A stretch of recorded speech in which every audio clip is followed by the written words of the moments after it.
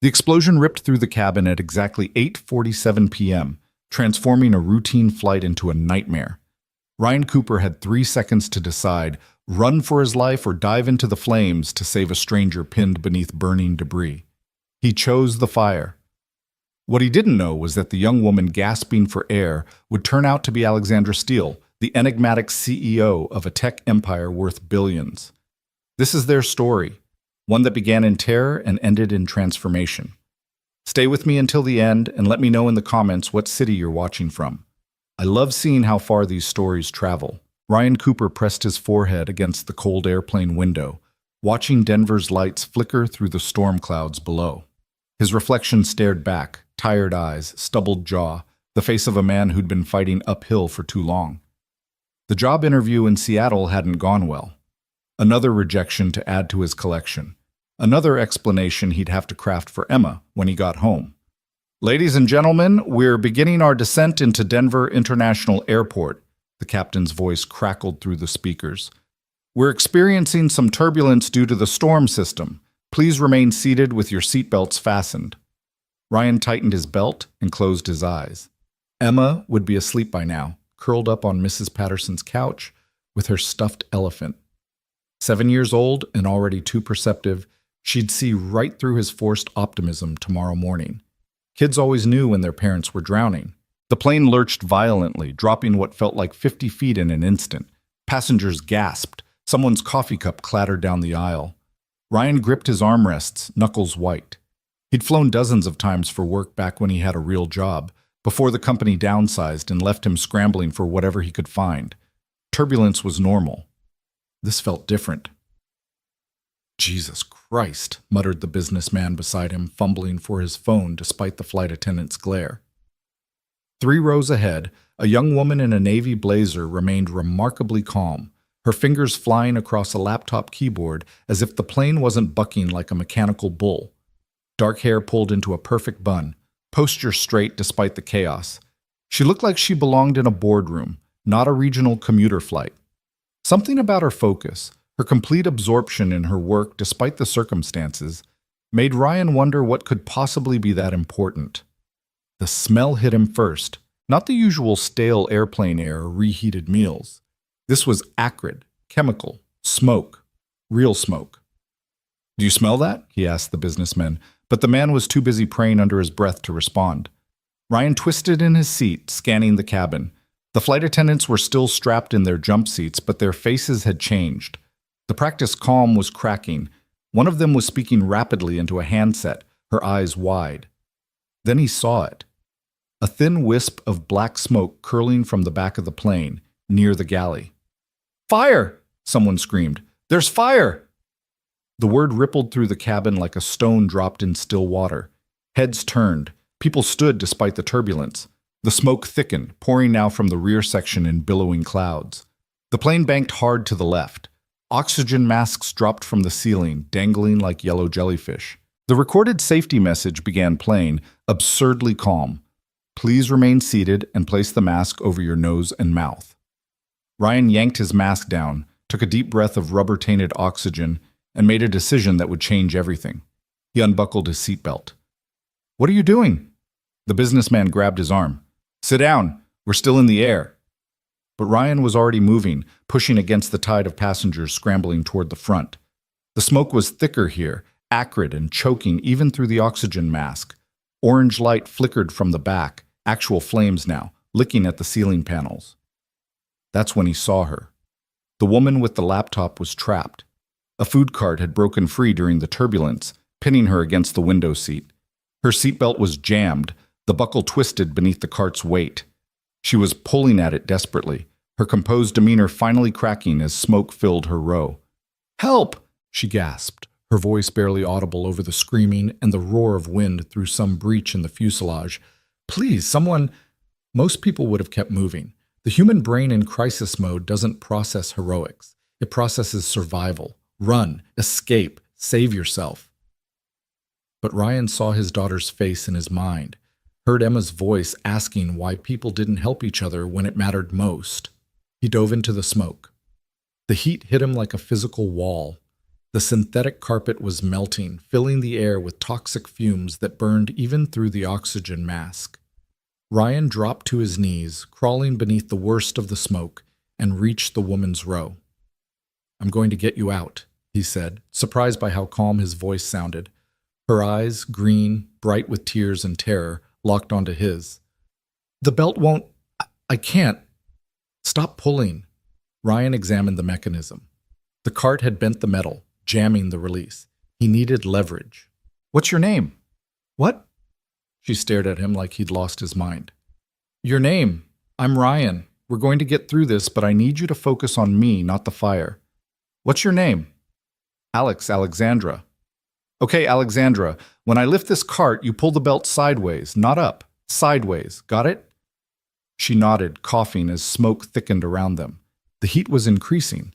Ryan could hear the flames crackling, consuming the galley, moving forward row by row. They had maybe 30 seconds before this section became unsurvivable. He gripped the cart, metal hot enough to burn through his shirt, and lifted. Every muscle in his back screamed. The cart budged an inch, maybe two. "Now!" he shouted. Alexandra yanked sideways. Nothing. The buckle remained jammed. The plane shuddered, dropping altitude fast. The pilot was trying to get them down, but they were still thousands of feet up. Through the window, Ryan could see the lights of Denver spinning wildly as the aircraft fought to stay stable. "Again!"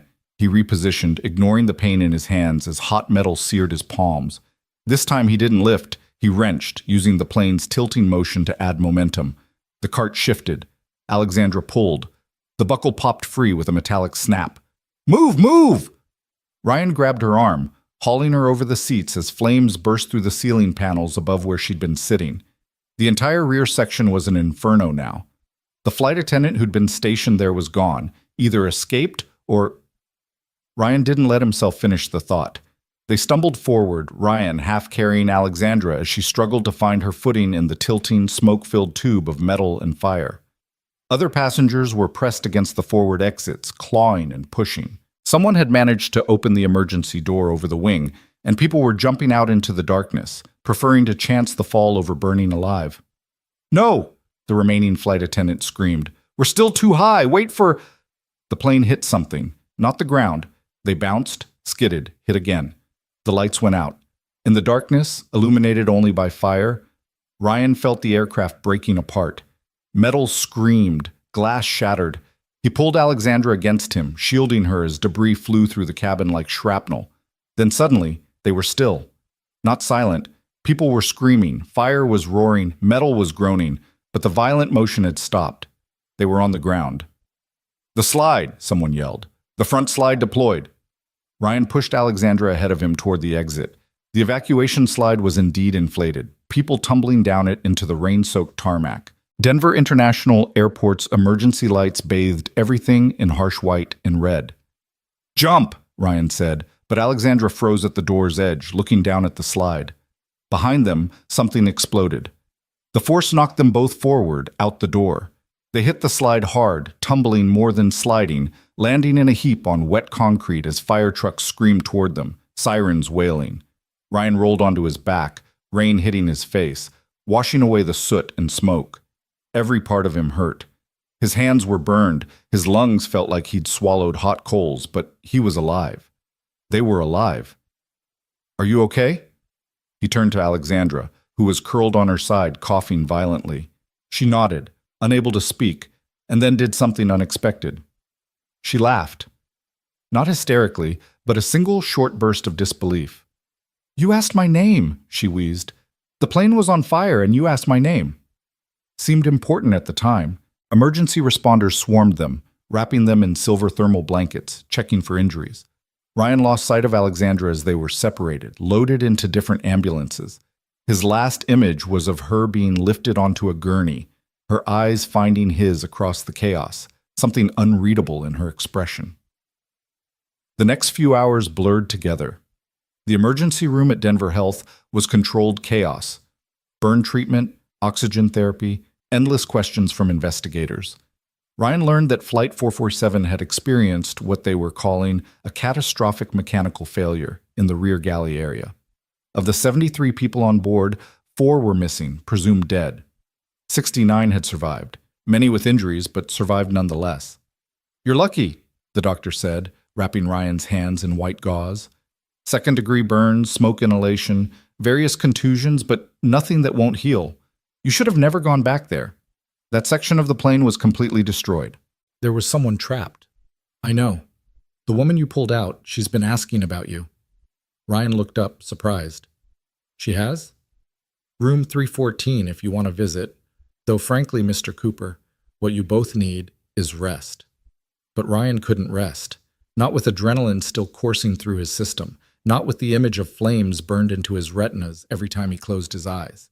He found himself walking the hospital corridors at 3 a.m., feet carrying him to room 314 before he consciously decided to go there. He knocked softly. "Alexandra? Come in."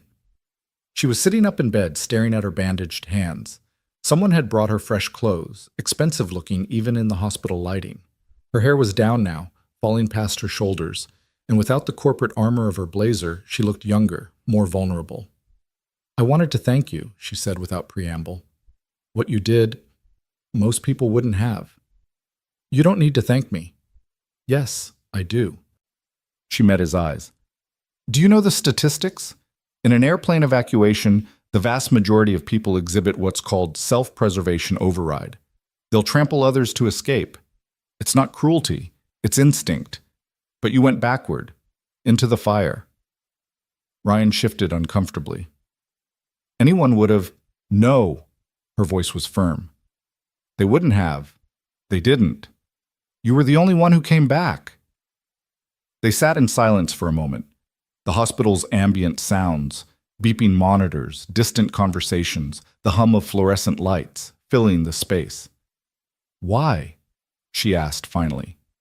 "Why risk your life for a stranger?" Ryan thought about lying, giving some heroic answer about duty or human decency. But something about surviving a near-death experience together stripped away the usual social facades. "I have a daughter," he said. "Emma. She's 7. When I saw you trapped, all I could think was, what if it was her? What if she was alone and scared and no one helped? I couldn't live with myself if I walked away." Alexandra's expression softened. "Tell me about her." So he did. In that sterile hospital room, while Denver slept outside, Ryan talked about Emma. Her obsession with dinosaurs, her inability to go to sleep without checking 3 times that her stuffed elephant was properly tucked in. The way she insisted on making breakfast for him every Sunday, usually burned toast and orange juice, but served with such pride that it tasted perfect. He talked about his wife, Sarah, who died in childbirth, leaving him to figure out parenthood alone. About losing his job, the mounting bills, the constant weight of not being enough. "That's why you were on the plane," Alexandra said. It wasn't a question. "Job interview. In Seattle, didn't get it." "Their loss," Ryan laughed bitterly. "Yeah, well, that's what everyone says. Doesn't help with rent." Alexandra was quiet for a long moment, then, "I need to tell you something. Okay? My full name is Alexandra Steele." Ryan shrugged. The name meant nothing to him. She seemed surprised by his lack of recognition. "I'm the CEO of Nexus Technologies." Now that did ring a bell. Nexus was huge. One of those Silicon Valley success stories that made headlines. Cloud computing, artificial intelligence, contracts with half the Fortune 500. And this woman, who couldn't be older than 35, ran it all? "You're that Alexandra Steele? The one who built the company in her garage?" "My parents' garage, but yes." She smiled slightly. "The board wanted me to fly private to Denver, said commercial flights were an unnecessary risk for someone in my position. I insisted on flying commercial because I thought it kept me grounded, connected to reality." She laughed, but there was no humor in it. "Ironic, isn't it? The one time I try to be normal, I almost die." "But you didn't. Because of you." She shifted, wincing at some pain. "Ryan, I need you to understand something. I've built my entire life on the principle of self-sufficiency. Never owe anyone anything. Never be vulnerable. Never depend on others. In 34 years, no one has ever risked anything significant for me. People are nice to me because I'm rich, because I have power, because they want something. But you didn't know who I was. You just saw a person who needed help. Anyone would have stopped saying that. Her voice was sharp now, frustrated. It diminishes what you did. Own it. You saved my life. They stared at each other across the hospital room, two strangers bound now by trauma and survival. What happens now? Ryan asked. Now we heal. We go back to our lives, you to your daughter, me to my company. She paused. Except? I want to offer you a job. Ryan stiffened. I don't need charity. It's not charity. Before the plane went down, I was working on a proposal for a new aviation safety division, using AI and predictive modeling to prevent exactly what happened tonight. I need someone to head it up, someone who understands the human element of crisis, not just the technical side. I'm not qualified for... You're the only one qualified. You've lived it. You understand what happens when systems fail and people have to make impossible choices. The salary is $200,000 to start, full benefits, flexible schedule, so you can be there for Emma. Ryan's head spun. $200,000? That was more than he'd made in the last 3 years combined. This is because you feel guilty or grateful, or this is because I'm a businesswoman who recognizes talent when I see it. Alexandra's CEO persona was emerging now, confident and decisive. I've built a billion-dollar company by trusting my instincts about people. My instincts about you are screaming. I need to think about it. Of course, take all the time you need. She reached for something on the bedside table, a business card. My personal cell is on there. When you're ready, call me. Ryan took the card, expensive stock with minimalist design. Just her name and number, nothing else. No title needed when you were that powerful.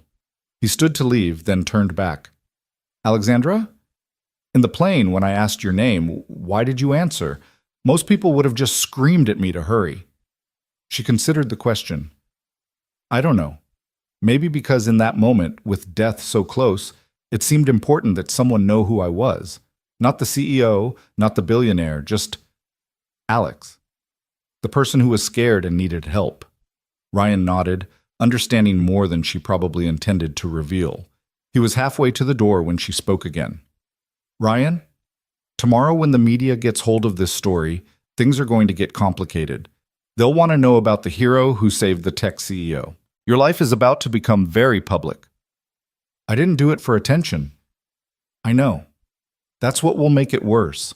The media loves a reluctant hero, especially one with a tragic backstory. Single dad, recently unemployed, risks everything to save a stranger who turns out to be worth billions. It's Hollywood material. Ryan groaned. He hadn't considered that angle. Emma's face flashed in his mind. How would this affect her? I'll try to keep your name out of it, Alexandra offered. My PR team is very good at controlling narratives. Thank you. But Ryan, the offer stands regardless. This isn't about the media or public perception. This is about me recognizing that you're exactly the kind of person Nexus needs. Ryan left the hospital as dawn broke over Denver, the mountains painted pink and gold in the early light. His phone had died hours ago, which meant Mrs. Patterson was probably frantic. He caught a taxi, giving the driver his address in the suburbs, and watched the city wake up through bleary eyes. The apartment building looked smaller than he remembered, shabbier. 3 floors of beige mediocrity, with a broken security door and graffiti on the mailboxes. This was his life, Emma's life. Paycheck to paycheck, one crisis away from disaster. But he'd survived an actual disaster. Walked through fire and lived. Mrs. Patterson opened her door before he could knock, Emma sleeping in her arms. Ryan, oh my God, the news said a plane crashed at DIA. I've been calling. My phone died. I'm sorry. Is she okay? She's fine, slept through everything. But Ryan, you look terrible. What happened? He gave her the abbreviated version, leaving out the more terrifying details and definitely not mentioning Alexandra Steele. Mrs. Patterson, 68 and motherly to a fault, fussed over his bandaged hands and insisted on making him breakfast. I'll take Emma, he said, lifting his daughter gently. She stirred, mumbling something about dinosaurs, but didn't wake. Back in their apartment, Ryan laid Emma in her bed, making sure her stuffed elephant was properly positioned. He stood there watching her sleep, this small, perfect person who depended on him for everything. The weight of that responsibility had been crushing him slowly for months, maybe years.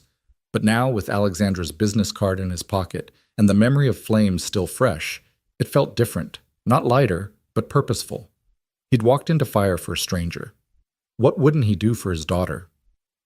Emma's eyes fluttered open. Daddy? Hey, baby, I'm home. Did you get the job? Such a simple question. Yesterday, the answer would have broken him a little more. Today? Something better happened, he said, kissing her forehead. I'll tell you about it when you wake up properly. Go back to sleep. Okay. Love you, Daddy. Love you too, Em. He went to the kitchen, Alexandra's card on the counter, and stared at it as coffee brewed. $200,000. Benefits. A chance to actually make a difference. Prevent what had almost happened last night from happening to others. It was everything he needed, dropped into his lap by the strangest sequence of events imaginable. His phone, finally charged, exploded with notifications. Missed calls from Mrs. Patterson, from his sister in Chicago, from numbers he didn't recognize. Text messages asking if he was okay, if he'd heard about the plane crash. And then, breaking news alerts. Miracle at DIA. All passengers survive fiery emergency landing. Nexus CEO Alexandra Steele, among survivors of Flight 447. Hero pulls tech billionaire from burning plane. His stomach dropped. It had already started. He opened one of the articles, seeing a grainy photo clearly taken from someone's phone. It showed him carrying Alexandra toward the emergency slide, flames visible behind them. His face was obscured by smoke and shadow, but it was unmistakably him to anyone who knew him. The phone rang. Unknown number. Hello? Mr. Cooper, this is Jennifer from Channel 9 News. We understand you were the hero who saved Alexandra Steele's life. We'd love to have you on our morning show to... He hung up. It rang again immediately. Different number. Mr. Cooper, this is the Denver Post. We're running a feature on the survivors of Flight 447, and we'd particularly like to focus on your heroic... He hung up again, then turned the phone off entirely. Emma padded into the kitchen, rubbing her eyes. Daddy, why does your hand have bandages? He knelt down to her level. I had a little accident, but I'm okay. Hey, how about we play hooky today? No school, just you and me? Really? Her face lit up. Can we go to the museum, the one with the dinosaurs? Absolutely. An ice cream for breakfast? Don't push it, kid. She giggled, then grew serious in that way children do when they sense something important. Daddy, are you really okay? I am now. They spent the day at the Denver Museum of Nature and Science, Emma dragging him from exhibit to exhibit, rattling off facts about velociraptors and triceratops with the confidence of a tiny professor. Ryan's phone stayed off. The outside world, with its media requests and life-changing job offers, could wait. This, his daughter's laughter echoing through dinosaur halls, this was what he'd fought through fire to protect. But as evening approached and Emma dozed in the car on the way home, reality crept back in. Rent was due in a week. The credit cards were maxed. His unemployment benefits would run out next month. Alexandra Steele's offer wasn't just attractive, it was salvation. That night, after Emma was asleep, he turned his phone back on. 47 missed calls, over 100 texts, and one voicemail from a number he recognized, Alexandra's. Ryan, it's Alex. The media found out your name. I'm so sorry. We tried to keep it quiet, but someone at the hospital talked. My PR team can help if you need it. Also, I wanted you to know, the job offer isn't just about what happened on the plane. I had my team pull your work history. Your previous employer was idiotic to let you go. You increased their operational efficiency by 30% in 2 years. You have 3 patents in supply chain optimization. You're not just a hero, Ryan. You're exactly what my company needs.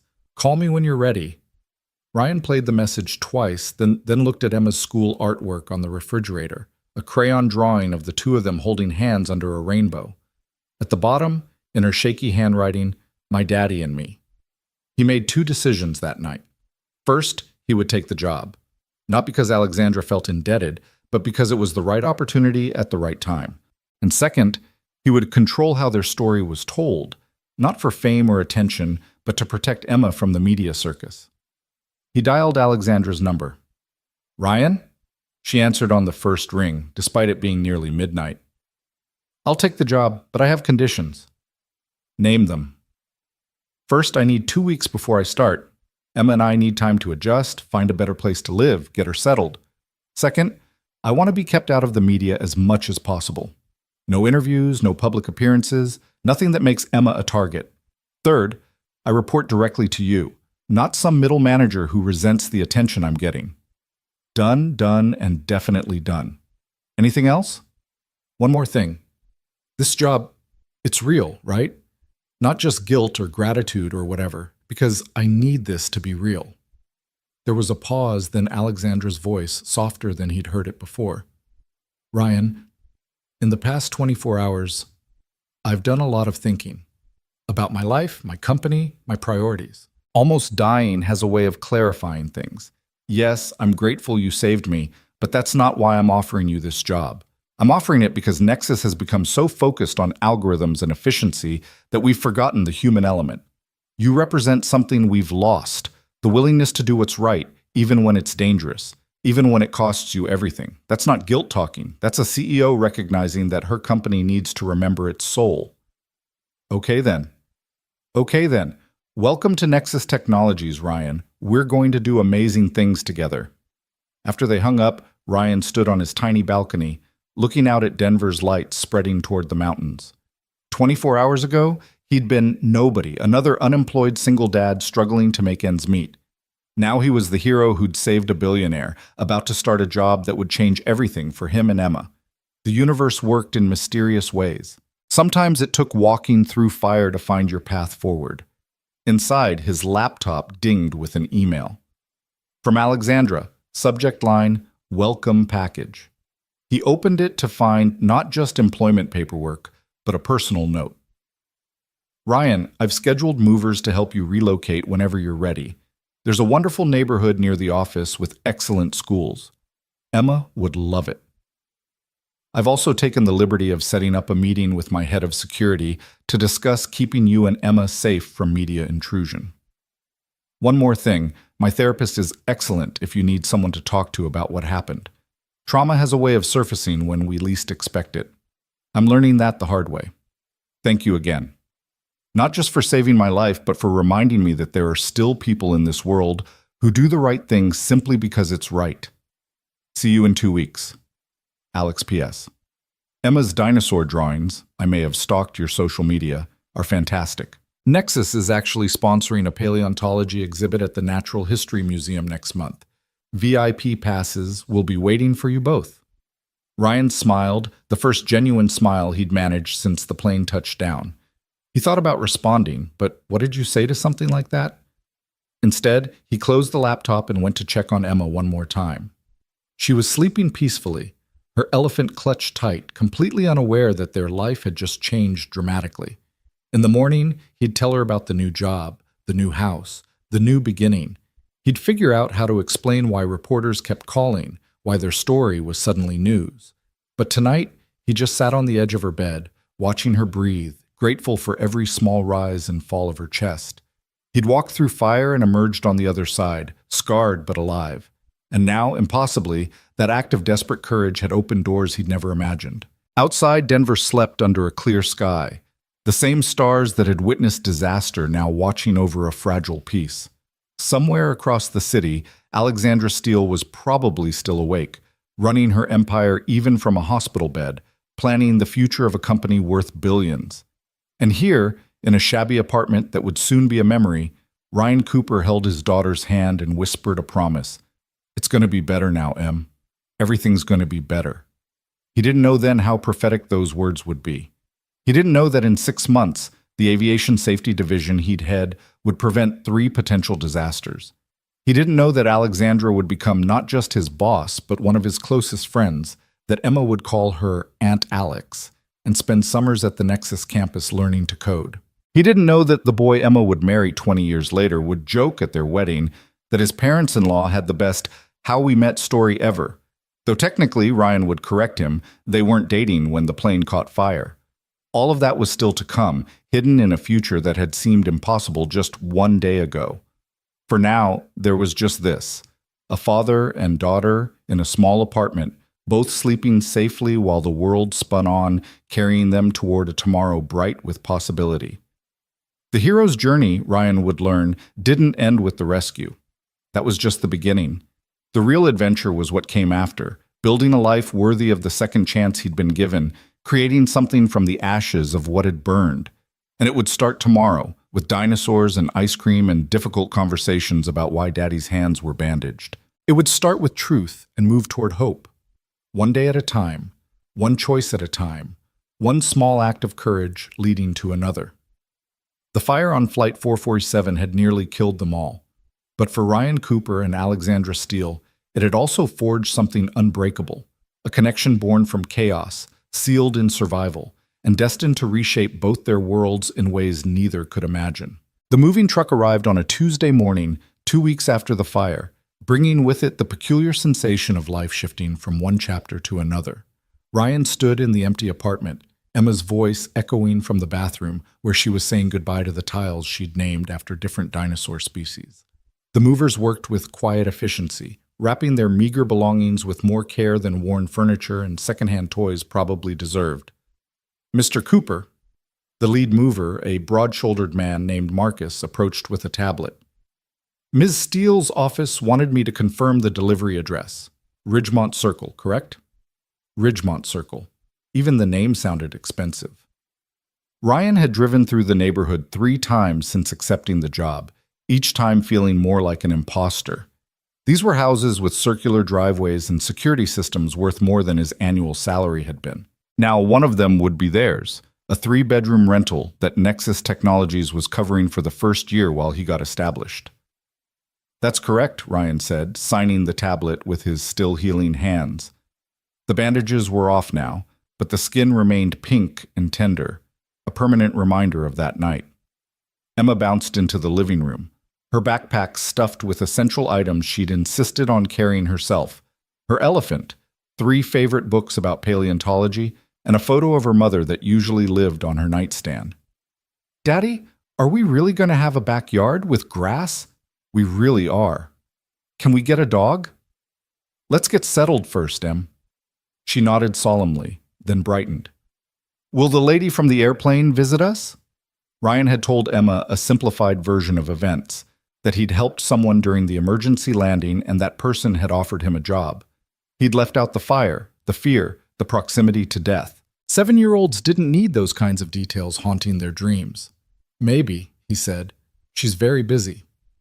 The truth was, Alexandra had texted him nearly every day since he'd accepted the position.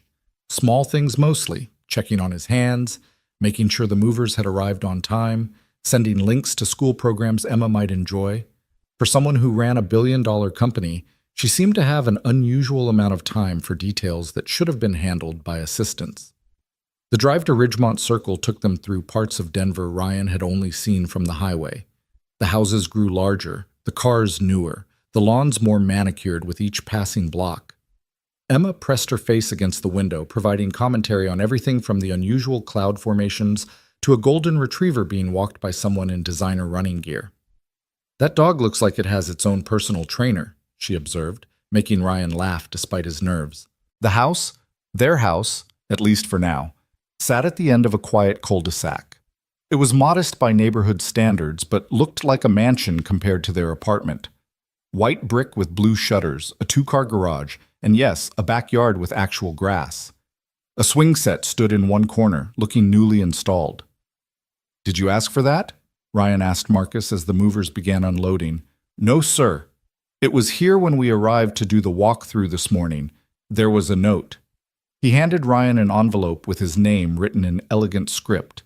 Inside, a simple card. Every child deserves a swing set. A. Emma had already discovered it, her delighted squeals echoing across the yard as she tested each swing. Ryan watched her through the kitchen window, his throat tight with an emotion he couldn't quite name. Gratitude felt too small. This was something larger, more complex, a shifting of fortune so dramatic it felt almost dangerous to trust. His phone buzzed. Alexandra. How's the move going? The swing set wasn't necessary, he typed back. Necessary and right aren't always the same thing. Is Emma happy? He looked at his daughter, now attempting to climb the attached slide backward, her laughter bright in the morning air. Extremely. Good. That was the point. Team meeting tomorrow at 9. Don't wear a tie. We're not that kind of company. Ryan spent the rest of the day unpacking, trying to make their few possessions fill the space without emphasizing how little they had. Emma helped enthusiastically, declaring each room's purpose with the authority of a tiny interior designer. The smallest bedroom became her dinosaur research facility. The dining room was designated for fancy eating and homework, and the living room was for movies and for when Aunt Alex visits. She's not your Aunt Em. She could be. She doesn't have any kids, right?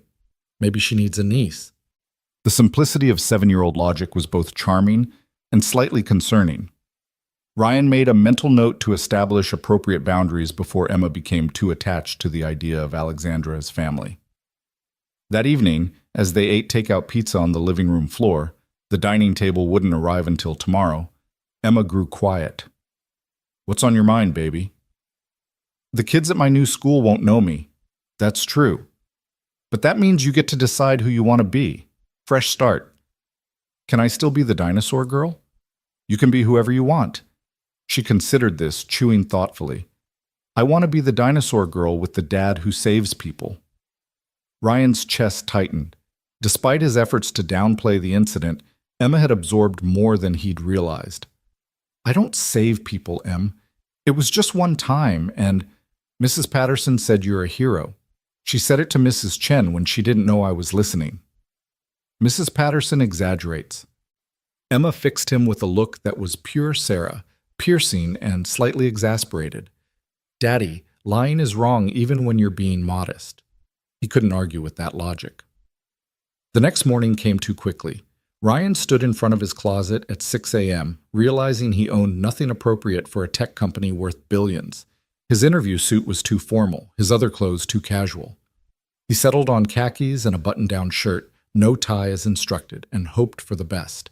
Emma was already awake, dressed in her favorite dinosaur dress and making breakfast. Her version, which involved too much peanut butter on toast and a glass of orange juice with a curly straw. Big day, she announced. You need protein for your brain. Thank you, Dr. Cooper. That's Professor Cooper to you?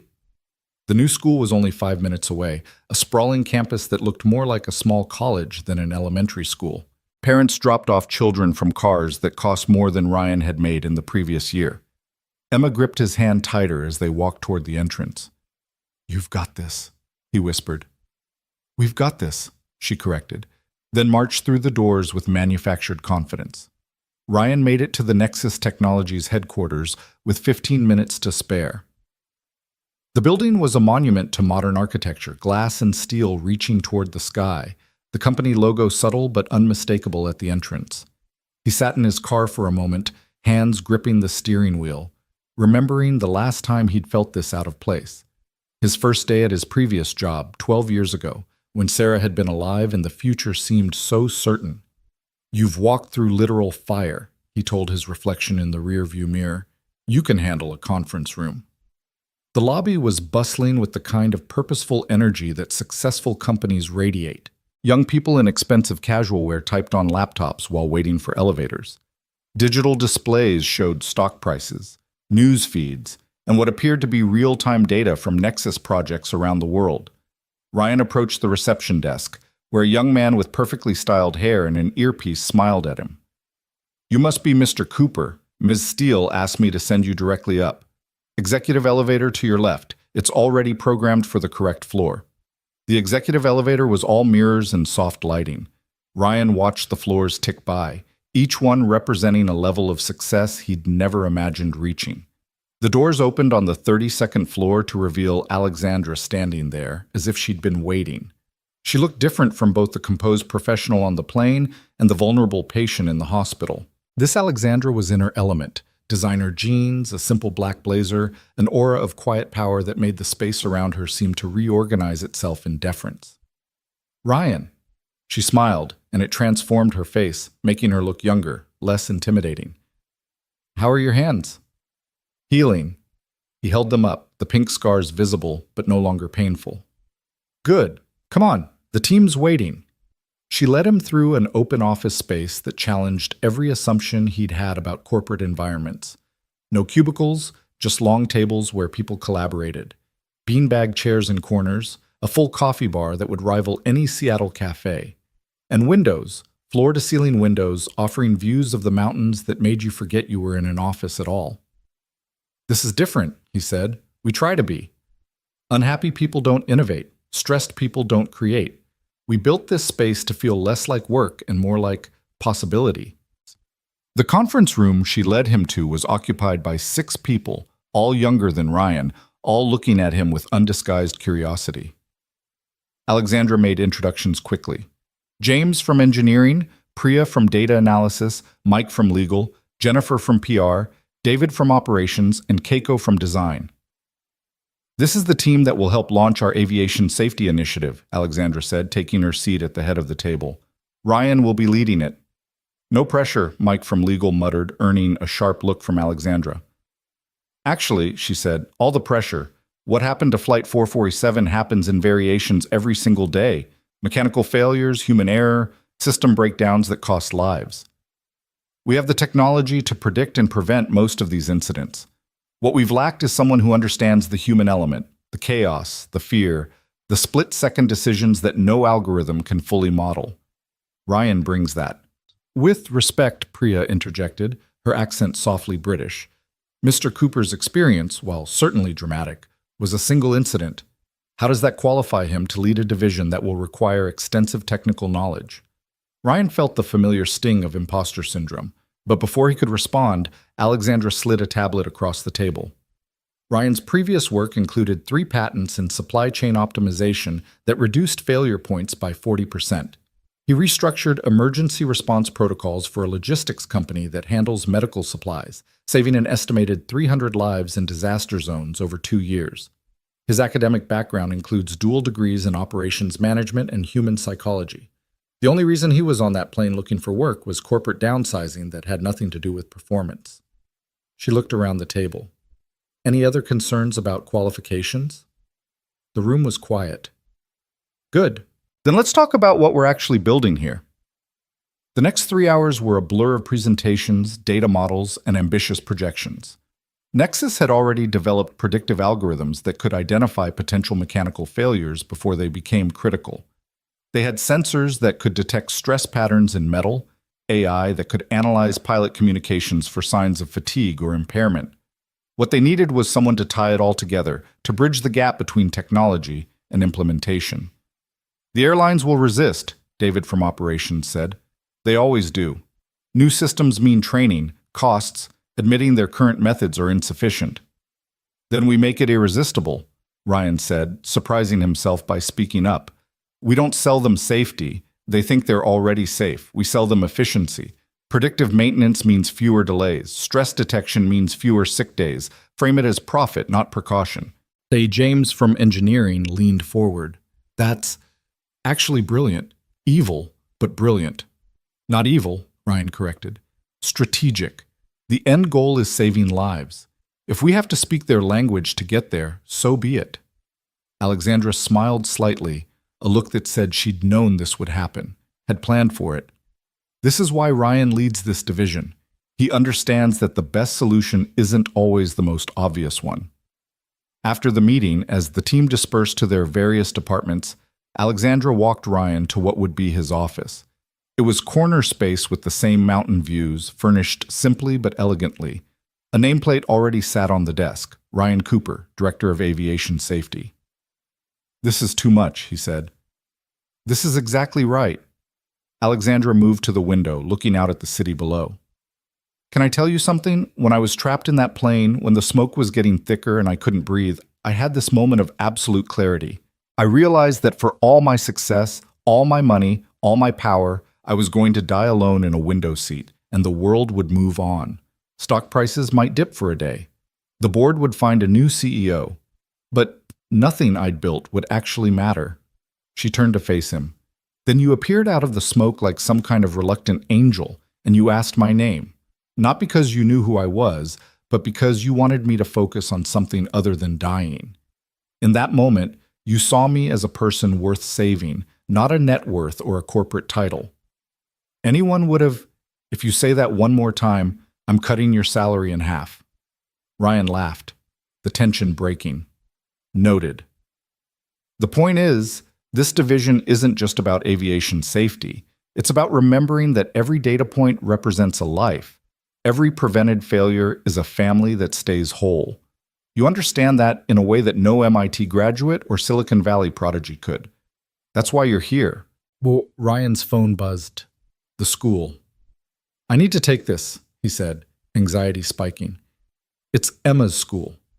Alexandra nodded, stepping out to give him privacy. Mr. Cooper? This is Principal Martinez at Ridgemont Elementary. There's been an incident with Emma. His heart stopped. Is she hurt? No, nothing like that. But she got into an altercation with another student. We need you to come in. Ryan found Alexandra in the hallway. I have to go. Emma's in some kind of trouble at school. Go, she said immediately. Family first always. That's company policy. On my first day? Especially on your first day. It sets the precedent. Go take care of your daughter. Ryan drove to the school with a mixture of worry and confusion. Emma had never been in trouble before. She was the quiet kid who read during recess, who made friends with lunch ladies rather than fellow students. He found her in the principal's office, her dinosaur dress torn at the sleeve, her face set in defiant lines that reminded him painfully of Sarah's stubborn streak. What happened? He asked, kneeling beside her chair. She said you were nobody special, Emma burst out. She said her dad looked you up, and you were just some unemployed loser who got lucky. Emma, Melody Richardson is a mean, stupid girl, and I told her so. Principal Martinez, a middle-aged woman with kind eyes but firm manner, intervened. Emma pushed Melody. That's not acceptable, regardless of what was said. She pushed me first. Emma, Ryan's voice was gentle but firm. Tell me exactly what happened. The story came out in fits and starts. Melody Richardson, daughter of some hedge fund manager, had apparently overheard her parents discussing the Flight 447 incident. She'd come to school armed with her father's dismissive opinion of Ryan's heroics, calling it a publicity stunt, suggesting he'd probably caused the fire himself for attention. She said you weren't a real hero, Emma finished, tears finally spilling. But you are. You are, Daddy. Ryan pulled her into a hug, feeling her small body shake with righteous anger. Over her head, he met the principal's eyes. I'll talk to her about appropriate responses to bullying, he said carefully. But it sounds like perhaps Melody also needs some guidance about kindness. Both girls will receive appropriate consequences, Principal Martinez said diplomatically. Emma will have lunch detention for the rest of the week. Pushing is never acceptable. Even when someone pushes you first? Even then. We use our words, not our hands. Emma nodded miserably, burrowing deeper into Ryan's embrace. They drove home in silence, Emma staring out the window with the kind of intensity that suggested deep thought. Finally, as they pulled into their new driveway, she spoke. I'm not sorry. I'm not. She was being mean about you. You're my dad. I'm supposed to protect you too, aren't I? Ryan felt his heart crack a little. Oh, baby, that's not your job. I'm the protector in this family. But who protects you? He didn't have an answer for that. They were eating lunch, grilled cheese and tomato soup, Emma's comfort meal, when the doorbell rang. Ryan opened it to find Alexandra standing there with a gift bag and a concerned expression. I heard there was an incident, she said. Principal Martinez is married to one of our board members. News travels. You didn't have to come. Yes, I did. She held up the bag. Ice cream emergency kit, all the best flavors. Emma appeared in the doorway, eyes widening. Are you Aunt Alex? Alexandra blinked. Well, Emma, this is Ms. Steele, from Daddy's work. The lady from the plane, Emma said knowingly. Daddy saved you. Yes, he did. Alexandra knelt to Emma's level. And I heard you were defending him today. That was very brave. I pushed Melody Richardson, Emma confessed. She's mean. Sometimes mean people need pushing, Alexandra said, earning a sharp look from Ryan. But maybe next time we push with words instead of hands. Emma considered this. Words don't seem very pushy. Oh, you'd be surprised. I once made a billionaire cry using nothing but a quarterly earnings report. Emma giggled, the first genuine smile since Ryan had picked her up. Do you want to see my dinosaur research facility? And just like that, Alexandra was pulled into their world. She spent the next hour in Emma's room listening with apparent genuine interest to detailed explanations of the Mesozoic era, asking questions that delighted Emma with their sophistication. You know about the Pachycephalosaurus? Emma said, amazed. Most adults only know T-Rex and maybe Triceratops. I run a tech company, Alexandra said. Research is kind of my thing. Ryan watched from the doorway, seeing his daughter bloom under attention from someone other than him or Mrs. Patterson. It had been just the two of them for so long, their world small and contained by necessity. This felt like opening a window in a stuffy room. Can I ask you something? Emma said suddenly, her voice serious. Of course. Are you dating my dad? Ryan choked on air. Emma! But Alexandra just laughed. No, sweetheart. Your dad and I are friends, colleagues. He's going to help my company save lives. Oh. Emma looked disappointed. You'd be a good girlfriend. You know about dinosaurs and you're pretty and you brought ice cream. The three essential qualities, Alexandra agreed solemnly. Later, after Emma had been convinced to do her homework despite the day's excitement, Ryan walked Alexandra to her car, a Tesla that probably cost more than he'd make in his first year. Thank you, he said, for coming. You didn't have to. I wanted to. She paused, keys in hand. She's remarkable, Ryan. You've done an amazing job with her. I've just tried to keep us both alive and relatively happy. That's all any parent does, the good ones anyway. Something flickered across her face, an old pain quickly suppressed. My parents threw money at me instead of time. Boarding schools, tutors, programs.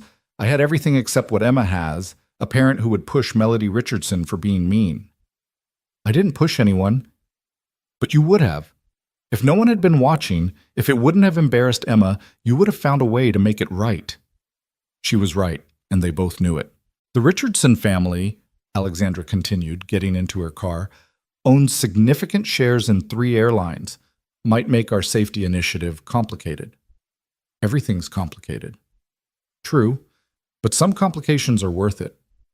She looked meaningfully toward the house where Emma was undoubtedly watching from her window. Some things are worth fighting for, even when it's messy. She drove away, leaving Ryan standing in his driveway in this neighborhood he didn't belong in, thinking about complications and worth and the strange turns life could take. 6 weeks ago, he'd been nobody special, exactly what Melody Richardson had called him. Now he was director of a division that didn't exist yet, living in a house he couldn't afford on his own, his daughter defending him from bullies who wore designer kindergarten clothes. The universe had a strange sense of humor. That evening, as he tucked Emma into bed in her new room with its freshly painted walls and window facing the mountains, she asked, "Daddy, is our life different now?" "Yes, baby, it is." Better different or just different different? He thought about the question seriously. Money didn't solve everything. The new job would be challenging, maybe impossible. The social dynamics of Emma's new school were already proving complicated. And there was something between him and Alexandra that he couldn't quite name, something that felt dangerous to examine too closely. But Emma had a swing set. They had health insurance. He had work that might actually matter, might actually save lives instead of just pushing papers and watching profits that benefited someone else. Better different, he said finally. Definitely better different. Emma smiled, satisfied, and closed her eyes. Good. I like Ms. Alexandra. She's going to be important. You think so? I know so. I'm very smart about people. Ryan couldn't argue with that. Emma had inherited her mother's intuition about others, that ability to see through facades to the person underneath. If she said Alexandra would be important, she was probably right. He sat in Emma's room for a while after she fell asleep, watching her breathe, thinking about push and pull, about fire and rescue, about the unexpected ways lives could intertwine. Through the window, the mountain stood silent against the darkening sky, eternal and unmoved by human drama. His phone buzzed. Alexandra again. Forgot to mention, press conference Thursday about the safety initiative. You'll need to speak. Don't worry, PR will prep you. Just be yourself. Be himself. As if he knew who that was anymore. The unemployed single father was gone. The hero of Flight 447 was a media creation. The director of aviation safety was still theoretical. Somewhere between all these versions was the real Ryan Cooper, whoever that turned out to be. Oh, Alexandra's text continued. And Emma's right. Melody Richardson is mean. Her father's worse. But we'll handle them with words, not pushing. See you tomorrow. Ryan smiled despite himself. Tomorrow he'd return to Nexus, start building something from nothing, try to prevent future Flight 447s. Thursday he'd face cameras and questions, pretend confidence he didn't feel. And somewhere in between, he'd keep being Emma's father, the only role he truly understood. The first day was ending, but it felt like a beginning. Not the dramatic, fiery beginning of the plane crash, but something quieter, more sustainable. The kind of beginning that happened when you stopped running from who you were and started building who you might become. Outside, suburban Denver settled into evening routines. Sprinklers whispered across perfect lawns. Children were called inside for dinner. The ordinary world continued its ordinary spin, unaware that sometimes extraordinary things grew from ordinary moments, that heroes were just people who did what was necessary. When necessary became critical. Ryan closed Emma's door softly and went to his own room, still mostly empty, still feeling borrowed. Tomorrow would bring new challenges, new complications. But tonight, his daughter was safe. They had a home. And somewhere across the city, Alexandra Steele was probably working late, building empires while remembering what it felt like to almost lose everything. They were connected now, all of them, by circumstance and choice, by fire and its aftermath. Where it would lead, Ryan couldn't say. But for the first time in longer than he could remember, he was curious to find out. The press conference preparation began at dawn on Wednesday, with Jennifer from PR arriving at Ryan's office carrying 2 coffees and what looked like a script thick enough to be a novel. She set both on his desk with the efficiency of someone who'd orchestrated hundreds of these events, her expression suggesting this particular one carried more weight than usual. The media's been frothing since the flight, she said without preamble. Hero saves billionaire CEO is the kind of story that drives news cycles for weeks. We've managed to control most of it, but tomorrow you'll be in front of cameras and they'll want blood. Blood seems dramatic. You haven't met the press pool yet. Jennifer opened the script, revealing pages of potential questions and suggested responses. They'll want to know everything. Your relationship with Alexandra, whether this job is legitimate or payback, if you're planning to sue the airline, whether you've sold your story to Hollywood. Hollywood? Ryan almost spit out his coffee. 3 studios have already called. Netflix wants a limited series. She said it matter-of-factly, as if having your trauma optioned for entertainment was perfectly normal. Alexandra turned them all down, but they'll approach you directly tomorrow. Ryan spent the morning reviewing Jennifer's materials, practicing answers that sounded authentic without revealing too much. The truth, he was learning, needed to be carefully packaged for public consumption. Yes, he'd helped someone during the emergency. No, he hadn't known who Alexandra was at the time. Yes, his qualifications made him ideal for the aviation safety role. No, this wasn't about favoritism or obligation. Don't mention Emma unless directly asked, Jennifer instructed. If they bring her up, keep it brief. The less they know about your daughter, the safer she'll be from scrutiny. The thought of reporters digging into Emma's life made Ryan's stomach turn. He'd already noticed photographers outside Ridgemont Elementary that morning, though security had kept them at a distance. The principal had assured him Emma wouldn't be bothered, but children talked, parents gossiped, and secrets had a way of becoming currency in wealthy communities. Alexandra appeared in his doorway just after lunch, looking uncharacteristically hesitant. She was wearing what Ryan was beginning to recognize as her armor, a perfectly tailored suit that probably cost more than most people's cars, her hair pulled back severely, makeup flawless but somehow cold. This was the CEO version, not the woman who'd eaten ice cream on his living room floor while Emma explained dinosaur digestion. "How's the prep going?"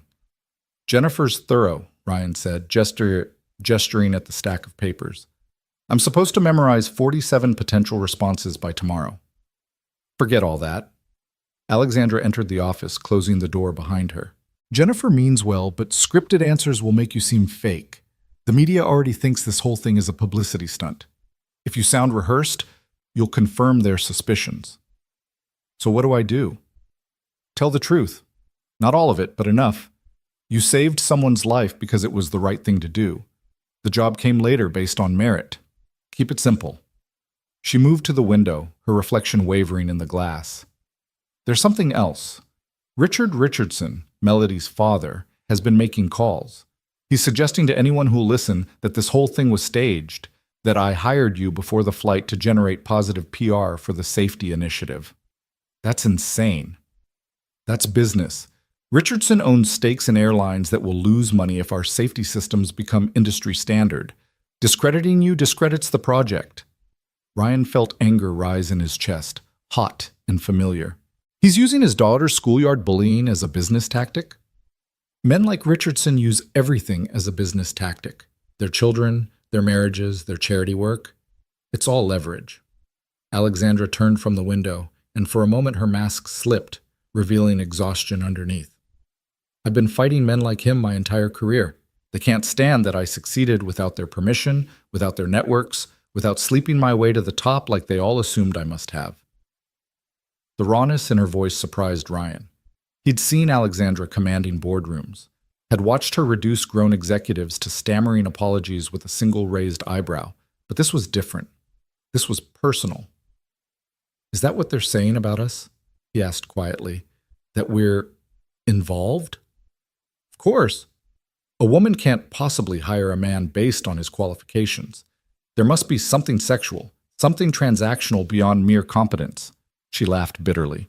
"I've been called a lot of things in my career, but this is the first time I've been accused of staging a plane crash to cover an affair." "Alexandra, don't." She straightened, the CEO mask sliding back into place. "This isn't your problem to solve. Just do the press conference, be yourself, and let me handle Richardson." But Ryan couldn't let it go. That evening, after Emma was asleep, he found himself researching Richard Richardson. Investment banker, inherited wealth supplemented by questionable deals during the 2008 crisis. 3 divorces that had somehow left him richer each time. And in every photo, the same smug expression his daughter had worn while calling Ryan a nobody. His phone rang, an unknown number with a Denver area code. "Mr. Cooper, this is Richard Richardson. I believe our daughters attend the same school." Ryan's grip on the phone tightened. "Mr. Richardson, I thought we should talk man to man. This situation with the girls is unfortunate, but children will be children. However, the larger situation, your sudden prominence, this job you've somehow acquired, that concerns me." "I'm not sure what you mean." Richardson chuckled, the sound like ice cracking. "Come now, Mr. Cooper, we both know what's happening here. Alexandra Steele needed a sympathetic figure to front her new initiative. You needed a job. A mutual beneficial arrangement, I'm sure, but let's not pretend it's more than it is." "You're suggesting I'm unqualified?" "I'm suggesting you're a prop. A very lucky prop, who happened to be in the right place at the right time, but a prop nonetheless. The problem is, props don't last. Eventually, Alexandra will find a new project, a new cause, and you'll be left with nothing. Again." Ryan felt his jaw clench. "Is there a point to this call?" "The point is, I could make things easier for you. My investment group has interests in various sectors. A man with your limited background could find steady work, good pay, without the scrutiny that comes with being Alexandra Steele's pet project. All you'd need to do is step back, cite family concerns, let someone more qualified take over the safety initiative." "Someone you approve of?" "Someone who understands how business actually works." Ryan was quiet for a moment, thinking about Emma defending him, about Alexandra's exhaustion, about the 69 people who'd survived Flight 447, because emergency systems had worked just well enough, just long enough. "Mr. Richardson, I'm going to say this once. I'm not a prop. I'm not a pet project. and I'm certainly not for sale. Your daughter pushed mine first, and you just tried to push me. Neither of you seems to understand that some people push back. You're making a mistake, Cooper. Maybe, but it's mine to make." He hung up, his hands shaking slightly with adrenaline. Through Emma's baby monitor, he still used it, paranoid since Sarah's death about not hearing if she needed him. He could hear her peaceful breathing. Whatever Richardson might do, whatever the media might say, that sound reminded him what actually mattered. Thursday arrived wrapped in gray clouds that promised snow but delivered only cold wind. Ryan stood in his bathroom at 5 a.m., staring at himself in the mirror, trying to see what the cameras would see. An ordinary man with extraordinary circumstances thrust upon him? A fraud propped up by a grateful billionaire? Or something in between, something harder to categorize? Emma appeared in the doorway, rubbing her eyes. "Why are you awake?" "Big day at work. Why are you awake?" "Bad dream." She patted over and wrapped her arms around his waist. "There were reporters, and they kept asking me about Mom." Ryan's heart clenched. He knelt down to her level. "Em, no one's going to ask you about Mom. And if anyone ever bothers you, you tell me immediately, okay? Melody said her dad says you're going to embarrass yourself today." "Melody's dad says a lot of things." "Are you scared?" He considered lying, then decided against it. "A little." "More scared than the plane?" "Different scared. The plane was about surviving. This is about, I don't know, being enough, I guess." Emma studied him with those serious eyes that belonged on someone much older. "You're always enough, Daddy. Even when we lived in the small apartment and had cereal for dinner sometimes. Even when you cried after you thought I was asleep, you were still enough." Ryan pulled her close, breathing in the scent of her strawberry shampoo, feeling the weight of love so profound it almost hurt. "When did you get so wise?" "Tuesday." The press conference was scheduled for 2 p.m. at the Nexus headquarters. Ryan arrived early to find the lobby transformed into a media circus. Cameras were being positioned, reporters were doing sound checks, and Jennifer was orchestrating it all with the intensity of a general preparing for battle. "You'll enter from the left," she instructed, leading Ryan through the choreography. "Alexandra will introduce the initiative, then bring you up. 5 minutes of prepared remarks. Here's your final version. Then 15 minutes of questions. I'll signal when it's time to wrap up." The prepared remarks were simpler than what he'd been practicing, just a brief statement about the importance of human factors in aviation safety. Nothing about the fire, nothing about heroism, just forward-looking corporate speak that felt like wearing someone else's clothes. Alexandra found him in the green room 30 minutes before showtime. She was wearing a black dress that managed to be both professional and subtly defiant, her war paint perfectly applied. "How are you holding up?" "Richardson called me last night. Offered me a job if I'd step aside."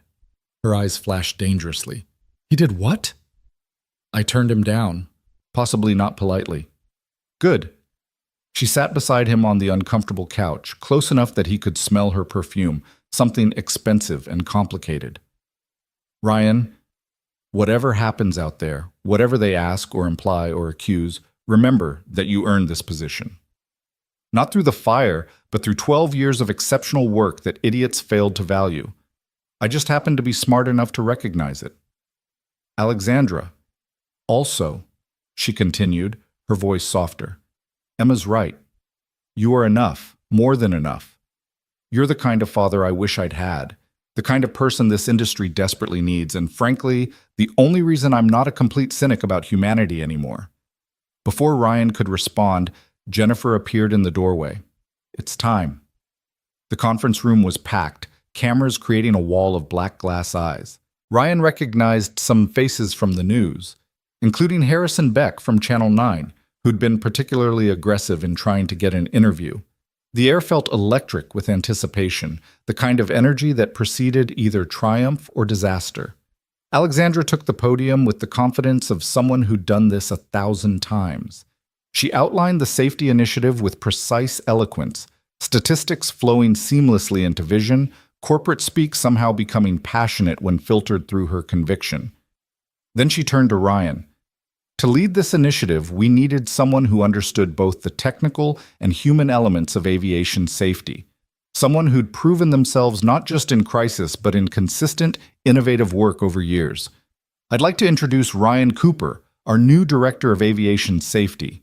Ryan stood, his legs surprisingly steady, and took his place at the podium. The prepared remarks were in his pocket, but looking out at the sea of faces, he made a decision. 6 weeks ago, he began, ignoring Jennifer's frantic hand signals, I was unemployed.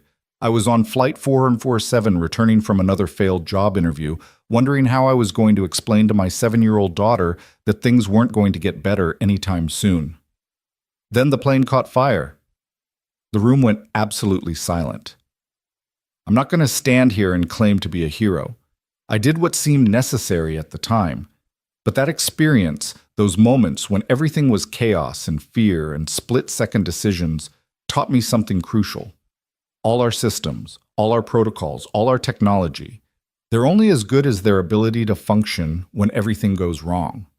Not when things are optimal, not when procedures are followed perfectly, but when there's smoke and screaming and nobody knows what's happening. He could see Alexandra watching from the side, her expression unreadable. The safety initiative we're launching isn't about replacing human judgment with algorithms. It's about supporting human decision-making with better information, faster. It's about recognizing that the person in seat 23C is someone's parent, someone's child, someone who deserves to make it home.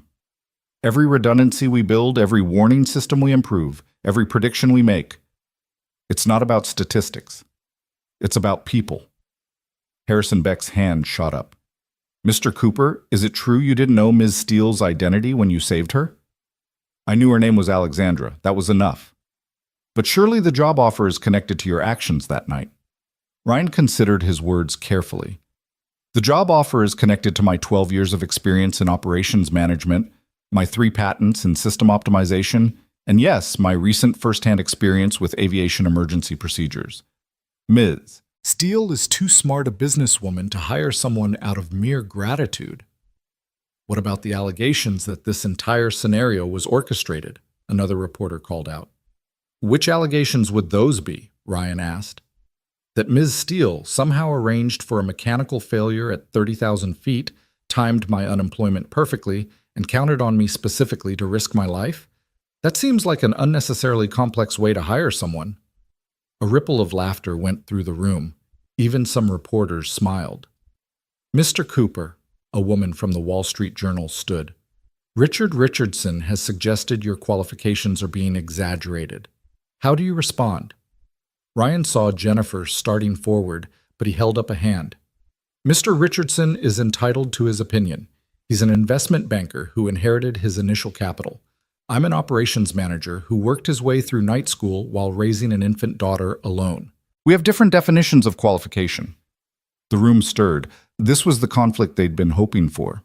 Are you suggesting Mr. Richardson's concerns are personal rather than professional? Beck pressed.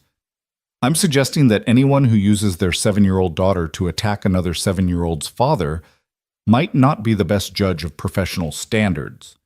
Alexandra moved slightly, and Ryan caught her expression. Surprised, maybe impressed, definitely worried. Let's focus on the initiative itself, Jennifer interjected, trying to regain control. Mr. Cooper, can you tell us about the first airline partnership? But the blood was in the water now. The reporters sensed drama, and drama sold better than corporate announcements. Is it true you're living in a house provided by Nexus Technologies? Someone shouted. It's a rental assistance program available to all relocated employees, Ryan replied. What about the rumored Netflix deal? There's no deal. There won't be a deal. Some stories don't need to be entertainment. Mr. Cooper, a young reporter Ryan didn't recognize, stood up. Your wife died 7 years ago. Has Ms. Steele provided any support for your daughter beyond the standard employee benefits? The room went quiet again, but differently this time. This was the line, and everyone knew it. Ryan gripped the podium edges, feeling the wood grain under his fingers. My daughter is off limits. Next question. But surely the public has a right to know? The public has a right to know whether our aviation safety initiative will save lives. My daughter's life is not public property. Alexandra stepped forward then, moving to the podium with controlled fury radiating from every line of her body. This press conference is about Nexus Technologies' commitment to aviation safety. Mr. Cooper has been more than generous with his time and transparency. Any reporter who continues to push into his personal family matters will find themselves and their organization permanently banned from all Nexus events. Ms. Steele, Beck said, clearly trying to salvage something from the increasingly tense atmosphere, can you address the nature of your relationship with Mr. Cooper? Professional, she said flatly. He's an employee whose qualifications made him ideal for this position. The fact that we met during a crisis is coincidental, not causal. But surely you must feel some personal connection. I feel personally connected to all 69 survivors of Flight 447. Mr. Cooper happens to be the only one qualified to run an aviation safety division. It was a good line, delivered well, but Ryan could see the reporters didn't quite buy it. There was something in the way Alexandra had moved to protect him, the way she'd said his daughter was off limits, that suggested more than professional interest. Jennifer stepped to the podium. We have time for 2 more questions about the actual safety initiative. But the moment was broken. The remaining questions were perfunctory, the reporters already composing their stories in their heads. Hero or opportunist, legitimate hire or guilty favor. The narrative would be shaped in editorial rooms Ryan would never see, decided by people who'd never been in a burning plane or made an impossible choice. As the conference ended and reporters began packing up, Harrison Beck approached Ryan directly. That was interesting, he said. You don't handle media like someone who's never done it before. I haven't. No, but you've handled crisis. It's similar, staying calm when everyone wants you to break, finding the right words when wrong ones would be easier. Beck handed him a business card. When you're ready to tell the whole story, call me. I'll do it right. Ryan pocketed the card without responding. He had no intention of telling the whole story to anyone. Some truths were too personal for public consumption. He found Alexandra in her office afterward, standing at her wall of windows watching the city darken toward evening. She'd kicked off her heels and looked smaller, more human. Well, she said without turning, that was a disaster. Was it? You went completely off script, picked a fight with Richardson, and basically told the Wall Street Journal to fuck off. Should I apologize? She turned then, and to his surprise, she was smiling. God, no. It was perfect. You were real, authentic, everything I can't be in those situations. You protected me. When they asked about Emma. Someone had to. You were about to vault the podium and punch that reporter. I was not. Your knuckles were white. Your jaw was doing that thing it does when you're really angry. She paused, realizing what she'd revealed, that she'd been watching him closely enough to notice his tells. They stood there in the growing darkness, the city lights creating constellations below them, neither quite sure what to say next. The professional distance they'd maintained was eroding, worn away by shared trauma and mutual protection. Ryan's phone buzzed. Emma's school. I should go, Alexandra said. Always go. He was at the door when she spoke again.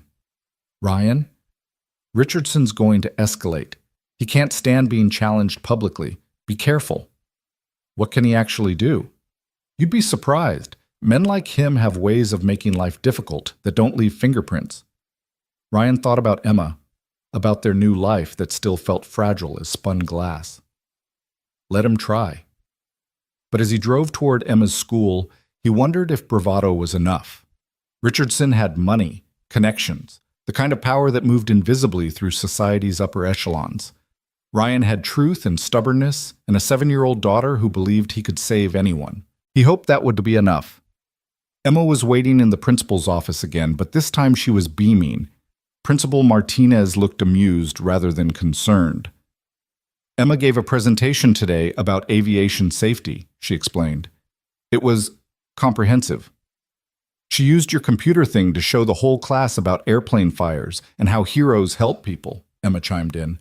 Timothy Chen said his mom saw you on TV and said you were brave. She was beaming. Principal Martinez looked amused rather than concerned. Emma gave a presentation today about aviation safety, she explained. It was comprehensive. She used your computer thing to show the whole class about airplane fires and how heroes help people, Emma chimed in. Timothy Chen said his mom saw you on TV and said you were brave. M, you can't use my work materials for show and tell. It wasn't show and tell, it was current events.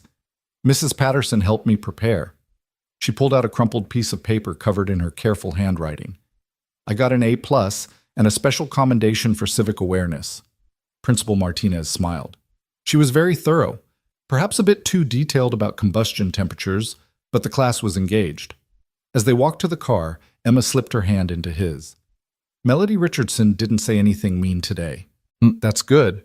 I think she was impressed. Her dad doesn't save people. He just moves money around on computers. That's a job too, Em. Different people do different things. But not everyone does the right thing when it matters. Out of the mouths of babes, Ryan thought. He was buckling Emma into her booster seat when he noticed it. A black sedan parked across from the school, windows tinted, engine running. It had been there when he'd arrived and was still there now, 20 minutes later. Em, did you see that car this morning? She looked where he was pointing. Maybe. There are always fancy cars here. Ryan memorized the license plate, then drove home, taking a deliberately circuitous route. The sedan didn't follow, but his paranoia had been triggered. Richardson had said he could make things difficult. How difficult, exactly? That evening, while Emma did homework at the kitchen table, Ryan called Alexandra. There was a car outside Emma's school, black sedan, tinted windows, just sitting there. Did you get the plate? He gave it to her. I'm probably being paranoid. After that press conference, paranoia is just good sense. I'll have my security team run the plate. You have a security team? I have a security company. Richardson isn't the first powerful man I've pissed off. She paused. Ryan, maybe you and Emma should stay somewhere else for a few days. I have a place in Vail, very private, excellent security. We're not running from a bully in a suit. This particular bully owns significant stakes in 3 airlines, 2 media companies, and has connections throughout Colorado politics. This isn't a schoolyard, Ryan. No, but the principle is the same. You don't let them see you're scared. Even when you are? Especially then. Alexandra was quiet for a moment. You're either very brave or very stupid. My daughter thinks I'm brave. I'd hate to disappoint her. Your daughter is 7. You're allowed to be human. Not to her. To her, I need to be invincible, at least for a few more years. After they hung up, Ryan sat watching Emma work through math problems, her tongue poking out slightly in concentration. She looked so much like Sarah in moments like this, the same furrow between her eyebrows, the same determined focus. Sarah would have known how to handle this situation. She'd always been better at navigating complex social dynamics, at seeing 3 moves ahead while Ryan was still processing the first. But Sarah was gone, and he was what Emma had. It would have to be enough. His phone rang. Jennifer from PR. The press coverage is actually better than expected, she said without preamble. You came across as authentic, protective of your family, unwilling to be intimidated. The journal's running a piece that's surprisingly favorable, focusing on your patents and work history. Beck did a segment that was almost glowing. And Richardson? Posted a statement on his company's website about concerns regarding the qualifications and motivations of certain individuals being elevated beyond their competence. No names, but everyone knows who he means. Charming. Ryan, Alexandra wanted me to tell you, the board is fully supportive. They've seen the preliminary plans for the safety initiative, and they're impressed. Richardson can make noise, but he can't touch your position. It's not my position I'm worried about. I know. Security has been increased at Emma's school, discreetly, but it's there. After dinner, as Ryan was loading the dishwasher, Emma approached with her serious face on. Daddy, are we in trouble? No, baby. Why would you think that? There were new security guards at school, and Mrs. Martinez walked me to the car herself instead of letting me wait with the other kids. And you keep looking out the windows like you're checking for something.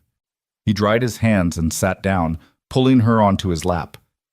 You know how some people didn't like that I helped on the airplane? Like Melody's dad. Like Melody's dad. Well, sometimes when people don't like something, they try to cause problems. But we have friends who are making sure we're safe. Like Ms. Alexandra? Like Ms. Alexandra. Emma considered this. Is she our fairy godmother? Ryan laughed, the first genuine laugh all day. I don't think she'd appreciate that title. But she's magic. She appeared in smoke and fire, and now everything's different. We appeared in her smoke and fire, technically. Same thing, Emma yawned. I'm not scared, Daddy. You won't let anything bad happen. The absolute faith in her voice was both heartwarming and terrifying. Ryan carried her to bed, tucked her in with her elephant, and sat in the dark listening to her breathing even out into sleep. Outside, suburban Denver went about its evening routines, unaware of the small dramas playing out behind closed doors. His phone lit up with a text from Alexandra. License plate belongs to a private security firm. Richardson hired them, but just for surveillance, nothing more. My team will be watching them watch you. It's like Inception, but with more lawyers. Despite everything, Ryan smiled.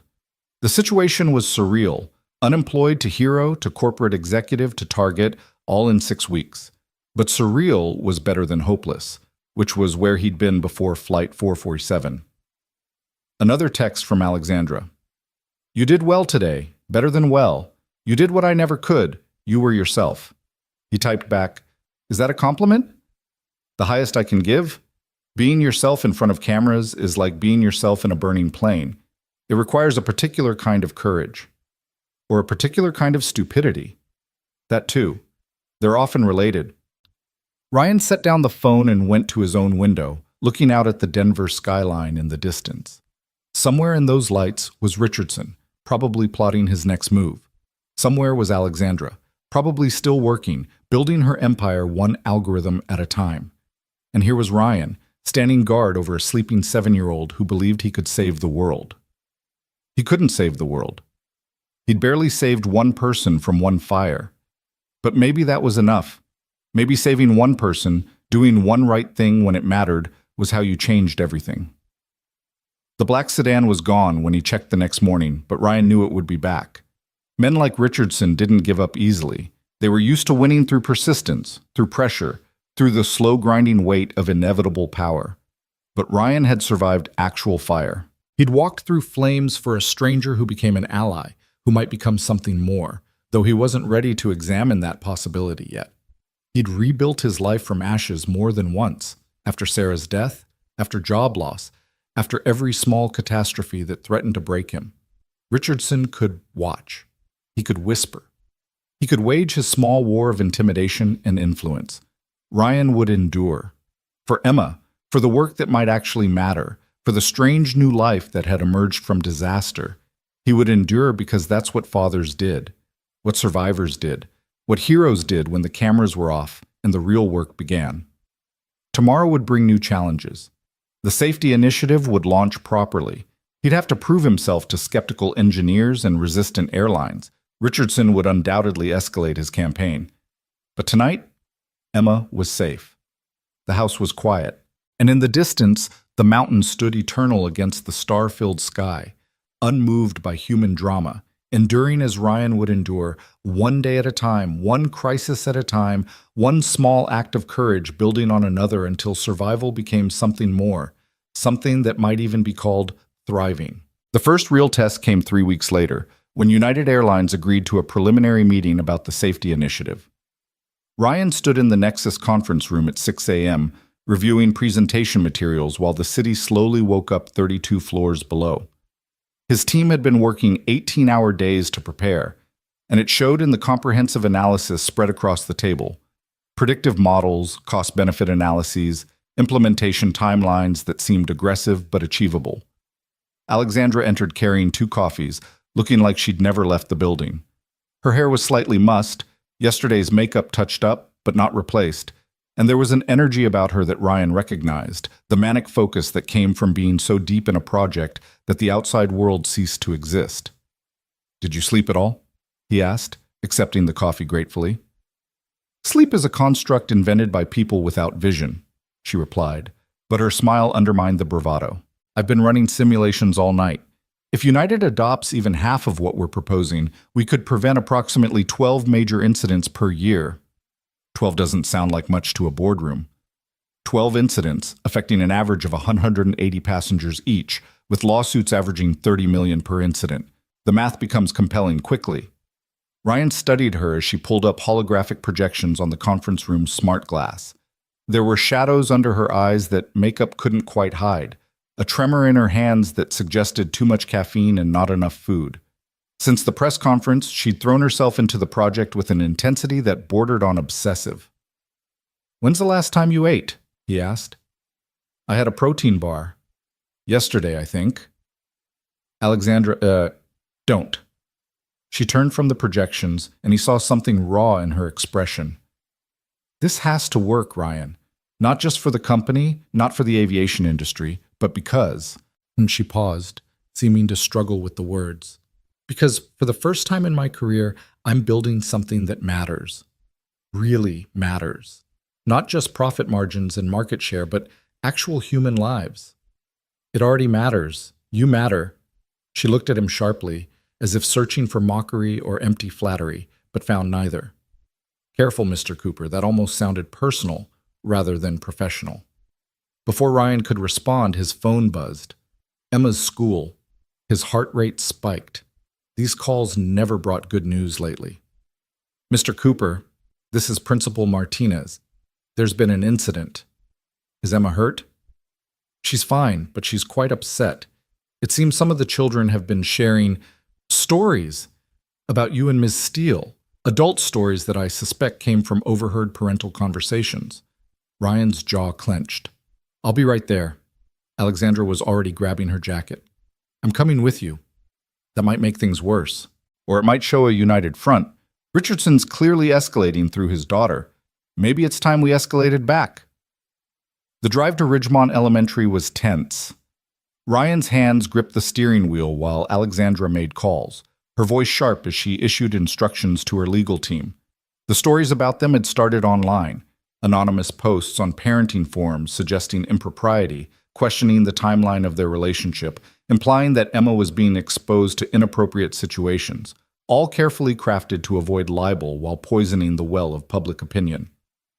They found Emma in the nurse's office, curled in a chair with tears streaming down her face. When she saw Ryan, she launched herself into his arms.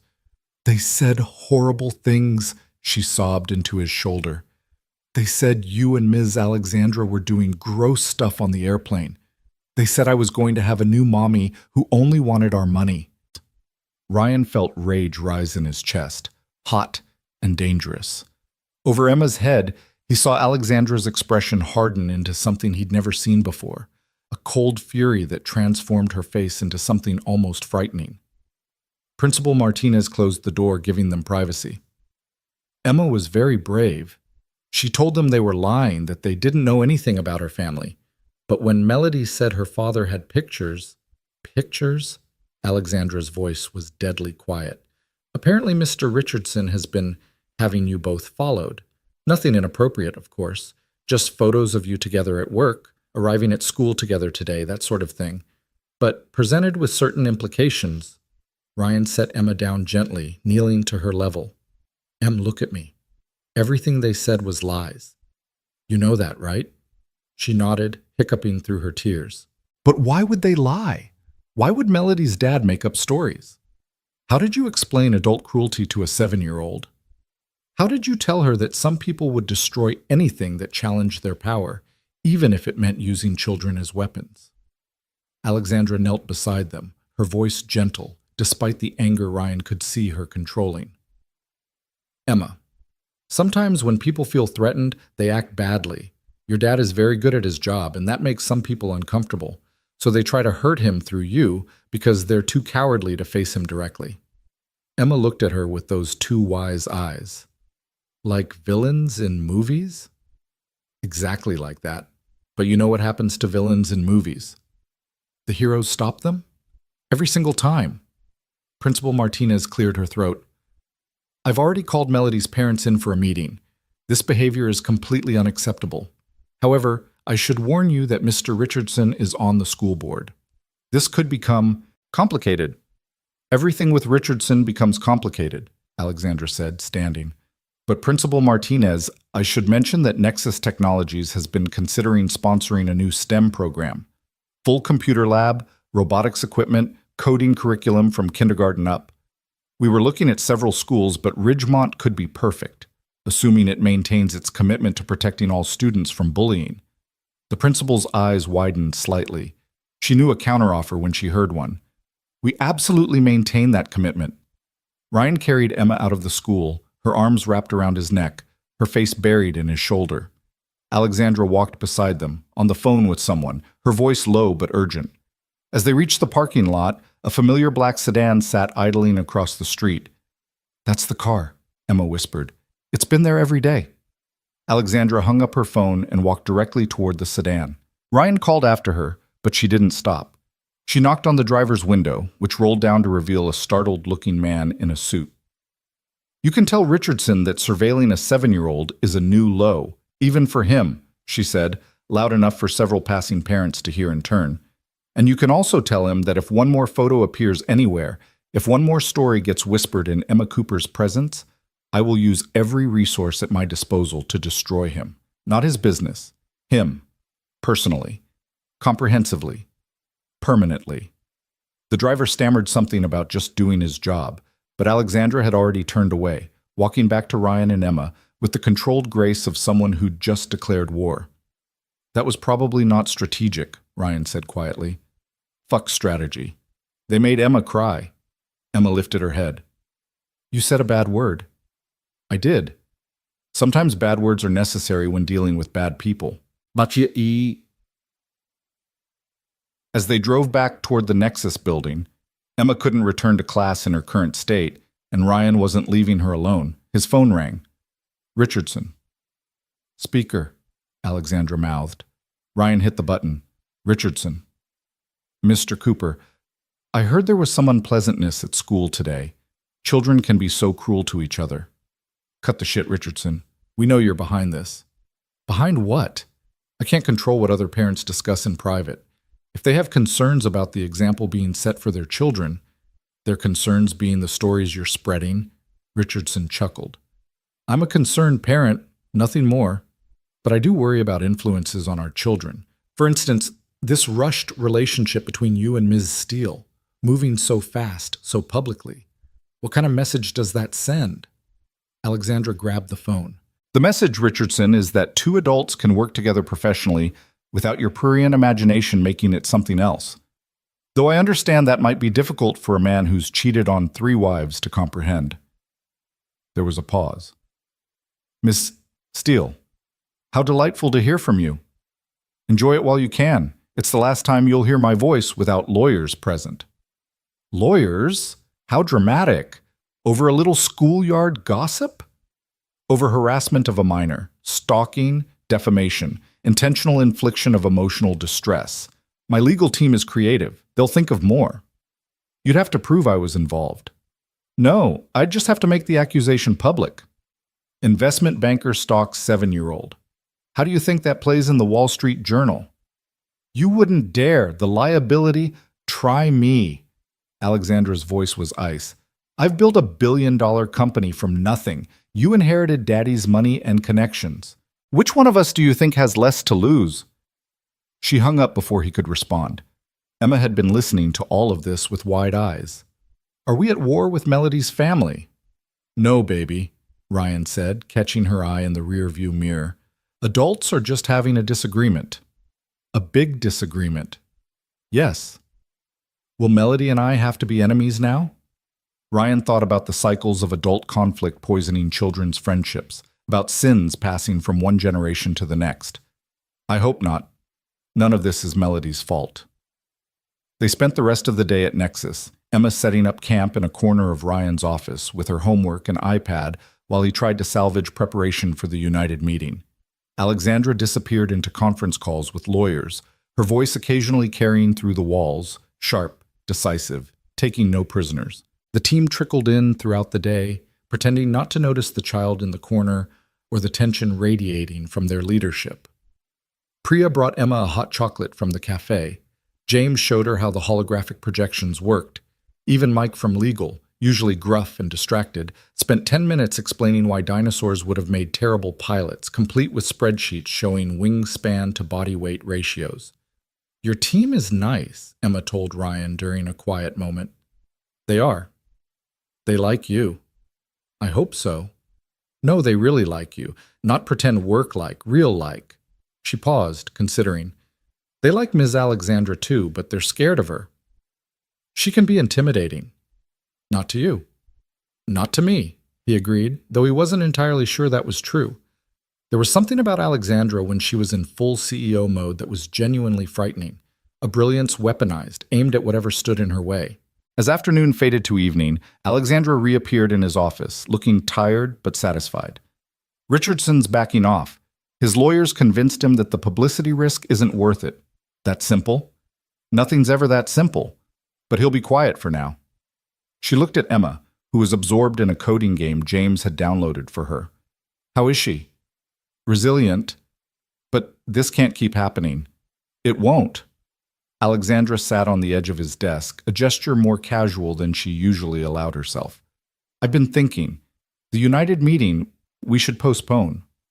What? No, we've been working toward this for weeks. Your daughter needs stability right now, flying to Chicago tomorrow, being gone for 2 days? Is my job.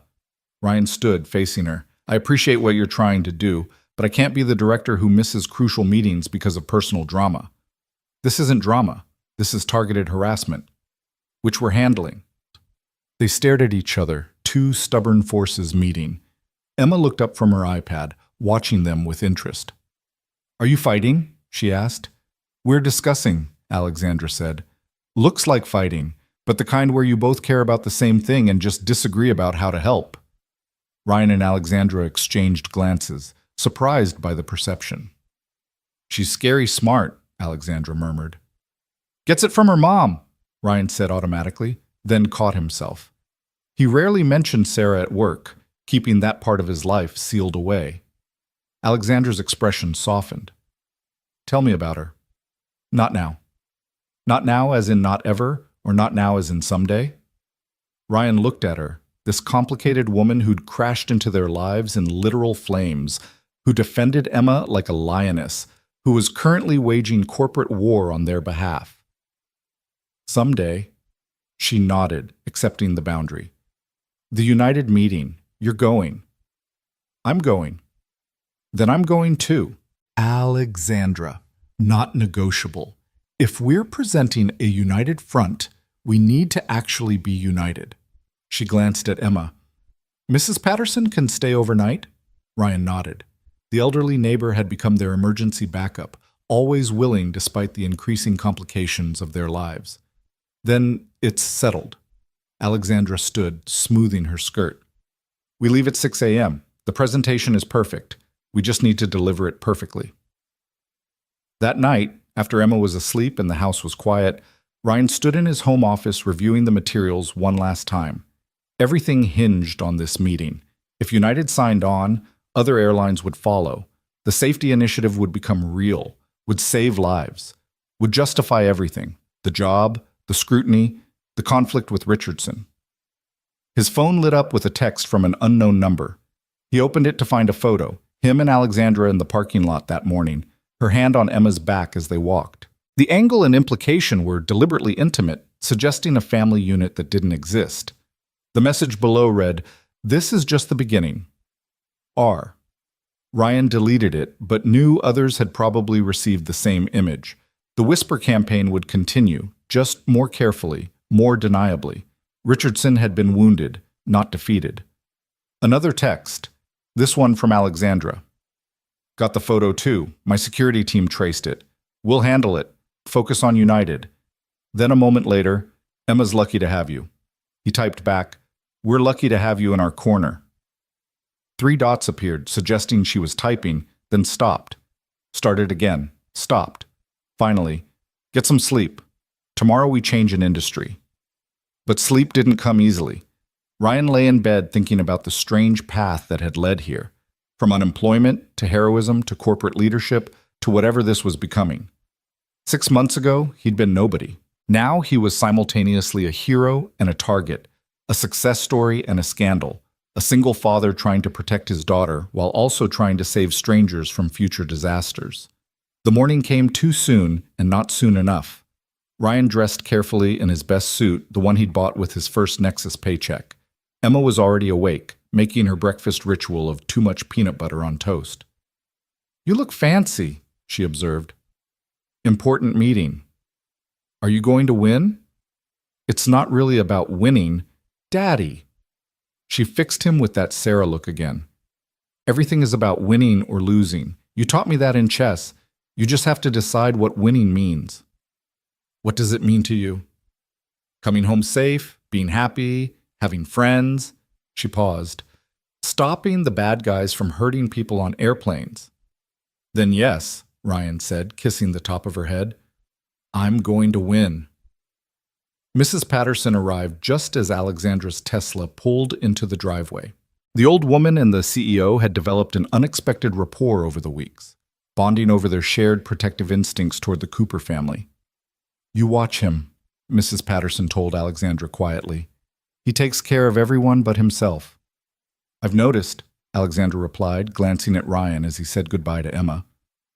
The ride to the airport was quiet, both of them lost in preparation and thought. But as they boarded the Nexus corporate jet, a necessity Alexandra usually avoided but had deemed essential for this trip, Ryan caught her looking out the window with an expression he couldn't read. "Second thoughts?" he asked. "About the meeting?" "No." She paused. "About everything else?" "Constantly." "Everything else meaning?" She turned to him, and for a moment the CEO mask slipped entirely. "I haven't had a friend in 5 years, Ryan. Real friend, not colleague or employee or someone who wants something. I'd forgotten what it feels like to care about someone else's well-being more than quarterly earnings." "We're friends, aren't we? We've been through fire together, literally. You've seen me at my worst. I've seen you at yours. Your daughter calls me Aunt Alex when she thinks I'm not listening. If that's not friendship, I don't know what is." Ryan considered this. In the chaos of the last months, he hadn't stopped to categorize what Alexandra had become to them. Employer, yes. Ally, certainly. But friend? The word seemed both too small and too significant. "Friends," he agreed, and saw something in her relax. The flight was smooth, no turbulence or drama, just 2 hours of final preparation and strategy. They landed in Chicago to gray skies and bitter wind, winter asserting itself with authority. The United headquarters loomed like a fortress of glass and steel, a temple to commercial aviation where their small revolution would either begin or end. The meeting was scheduled for 2 p.m., giving them time to set up in the presentation room, test all the technology, run through the synchronization one more time. Alexandra transformed as they entered the building, becoming the version of herself that graced magazine covers and terrorized competitors. Brilliant, cold, absolutely in control.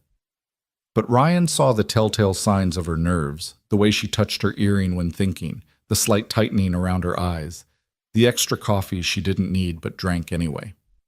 "We've got this," he told her quietly as voices approached the conference room. "We better. I've staked my reputation on it. On you." "No pressure," she almost smiled. "All the pressure. Always."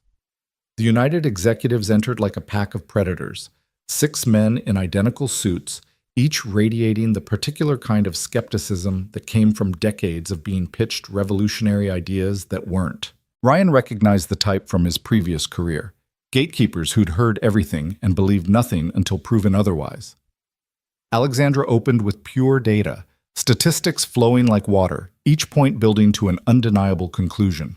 Their current safety protocols were reactive, not proactive. They were fighting yesterday's war while tomorrow's disasters were already forming. "Ms. Steele," the lead executive, a silver-haired man named Harrison, interrupted.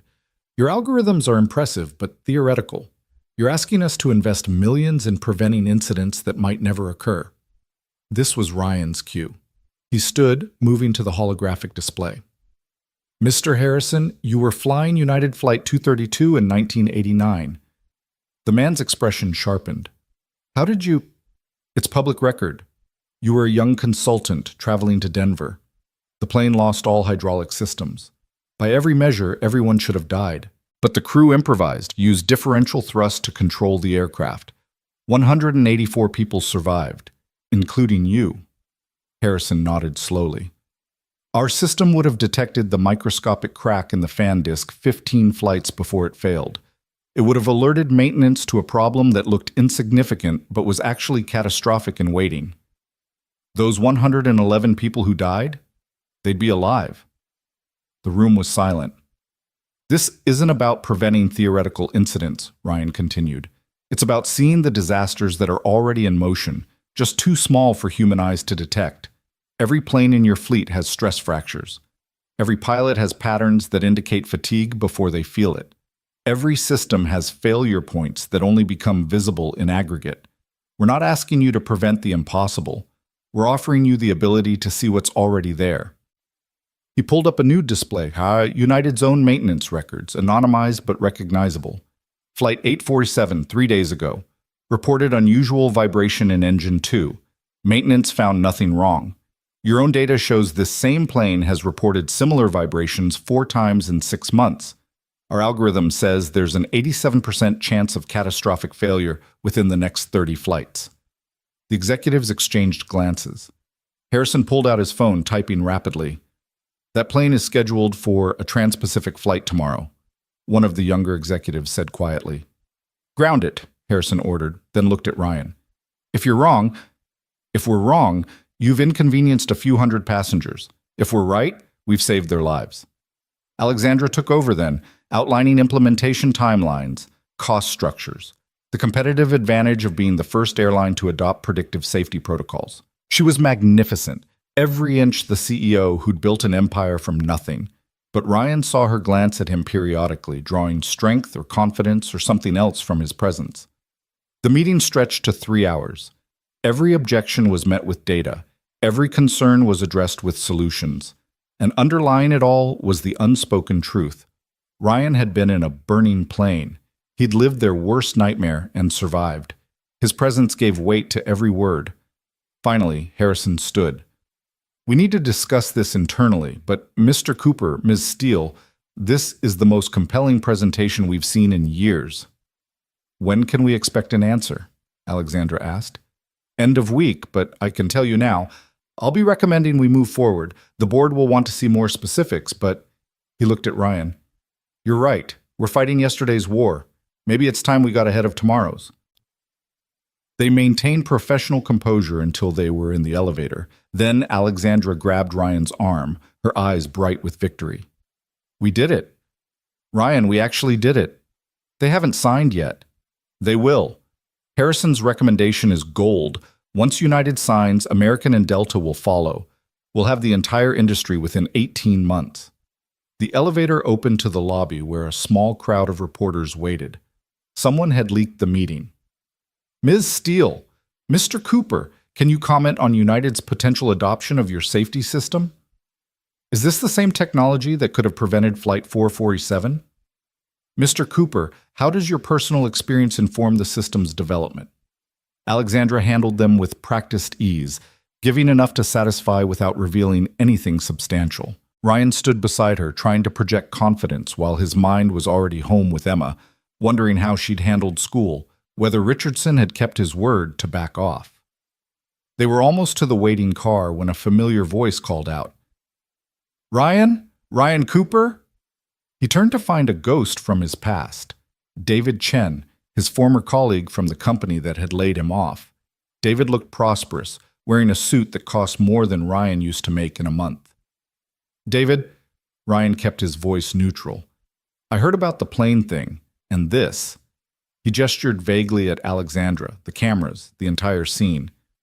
Quite a change from supply chain management. Life takes unexpected turns. David laughed, but there was something bitter in it. I'll say. After the layoffs, most of us struggled. But you literally fell into success. Alexandra stepped forward, her voice cold. Mr. Cooper earned his position through 12 years of exceptional work that your company was too blind to value.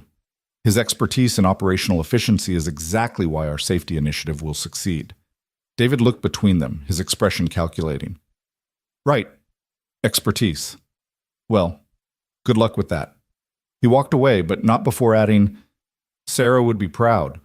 Or shocked. Hard to say. The mention of Sarah's name hit Ryan like a physical blow. Alexandra's hand found his arm, steadying. "Who was that?" she asked once they were in the car. "Someone from before. It doesn't matter."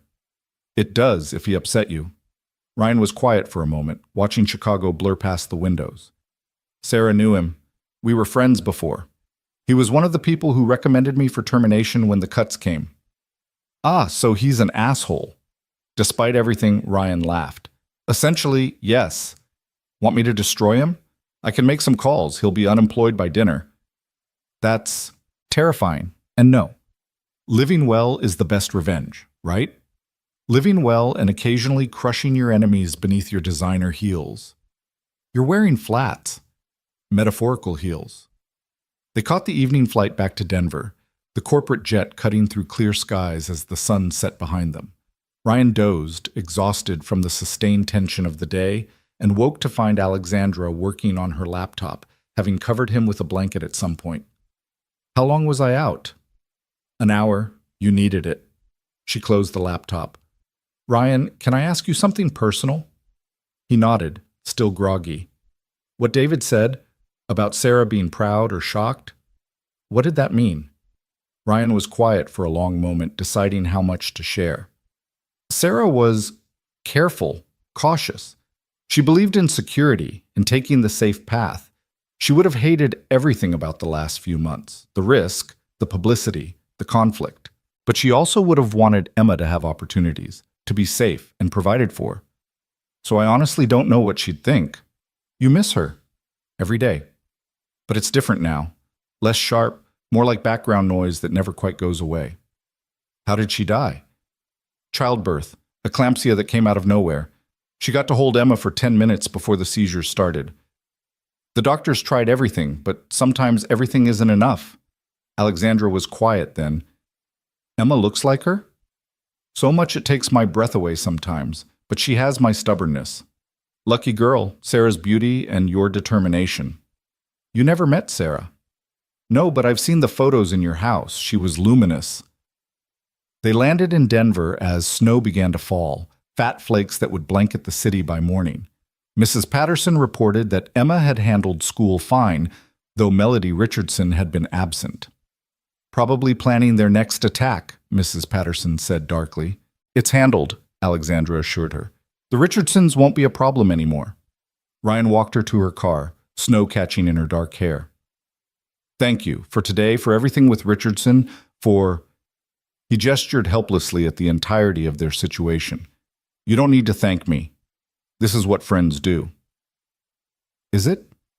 I don't have much experience with friends who can terrify billionaires into submission. Well, now you do. She smiled, and it transformed her face from beautiful to something more, real, warm, accessible. Give Emma my love. Tell her I'll see her this weekend for Dinosaur Museum Day. You don't have to. I want to. Besides, she's teaching me about the Jurassic period. Apparently my Triassic knowledge is woefully inadequate. Ryan watched her drive away, taillights disappearing into the snowy night, and felt something shift in his chest. Something that had been frozen since Sarah died was beginning to thaw, and it terrified him. Inside, Emma was waiting in her dinosaur pajamas, practically vibrating with excitement. Mrs. Patterson said you won. She said United is going to use your safety stuff. We don't know for sure yet. But you will. Ms. Alexandra texted me. She held up the phone Ryan had finally agreed to get her, with heavy parental controls. The text read, Your dad was amazing today. The bad guys don't stand a chance. She's not supposed to text you without permission. She asked Mrs. Patterson first. They have a whole system. Emma climbed into his lap, something she was almost getting too big for. Daddy, are you and Ms. Alexandra going to get married? What? No, Em. We're colleagues, friends. But she cares about us. And you care about her. And in movies, life isn't a movie, baby. Emma considered this. Sometimes it is. Like when you saved her from the fire. That was like a movie. That was terrifying. Movie moments usually are. She yawned. I'm glad you're home. Me too. As he carried her to bed, Emma sleepily asked, Do you think Mom would like Ms. Alexandra? Ryan's step faltered. I don't know, Em. I think she would. She would want someone smart and strong to help take care of us, and Ms. Alexandra is the smartest and strongest.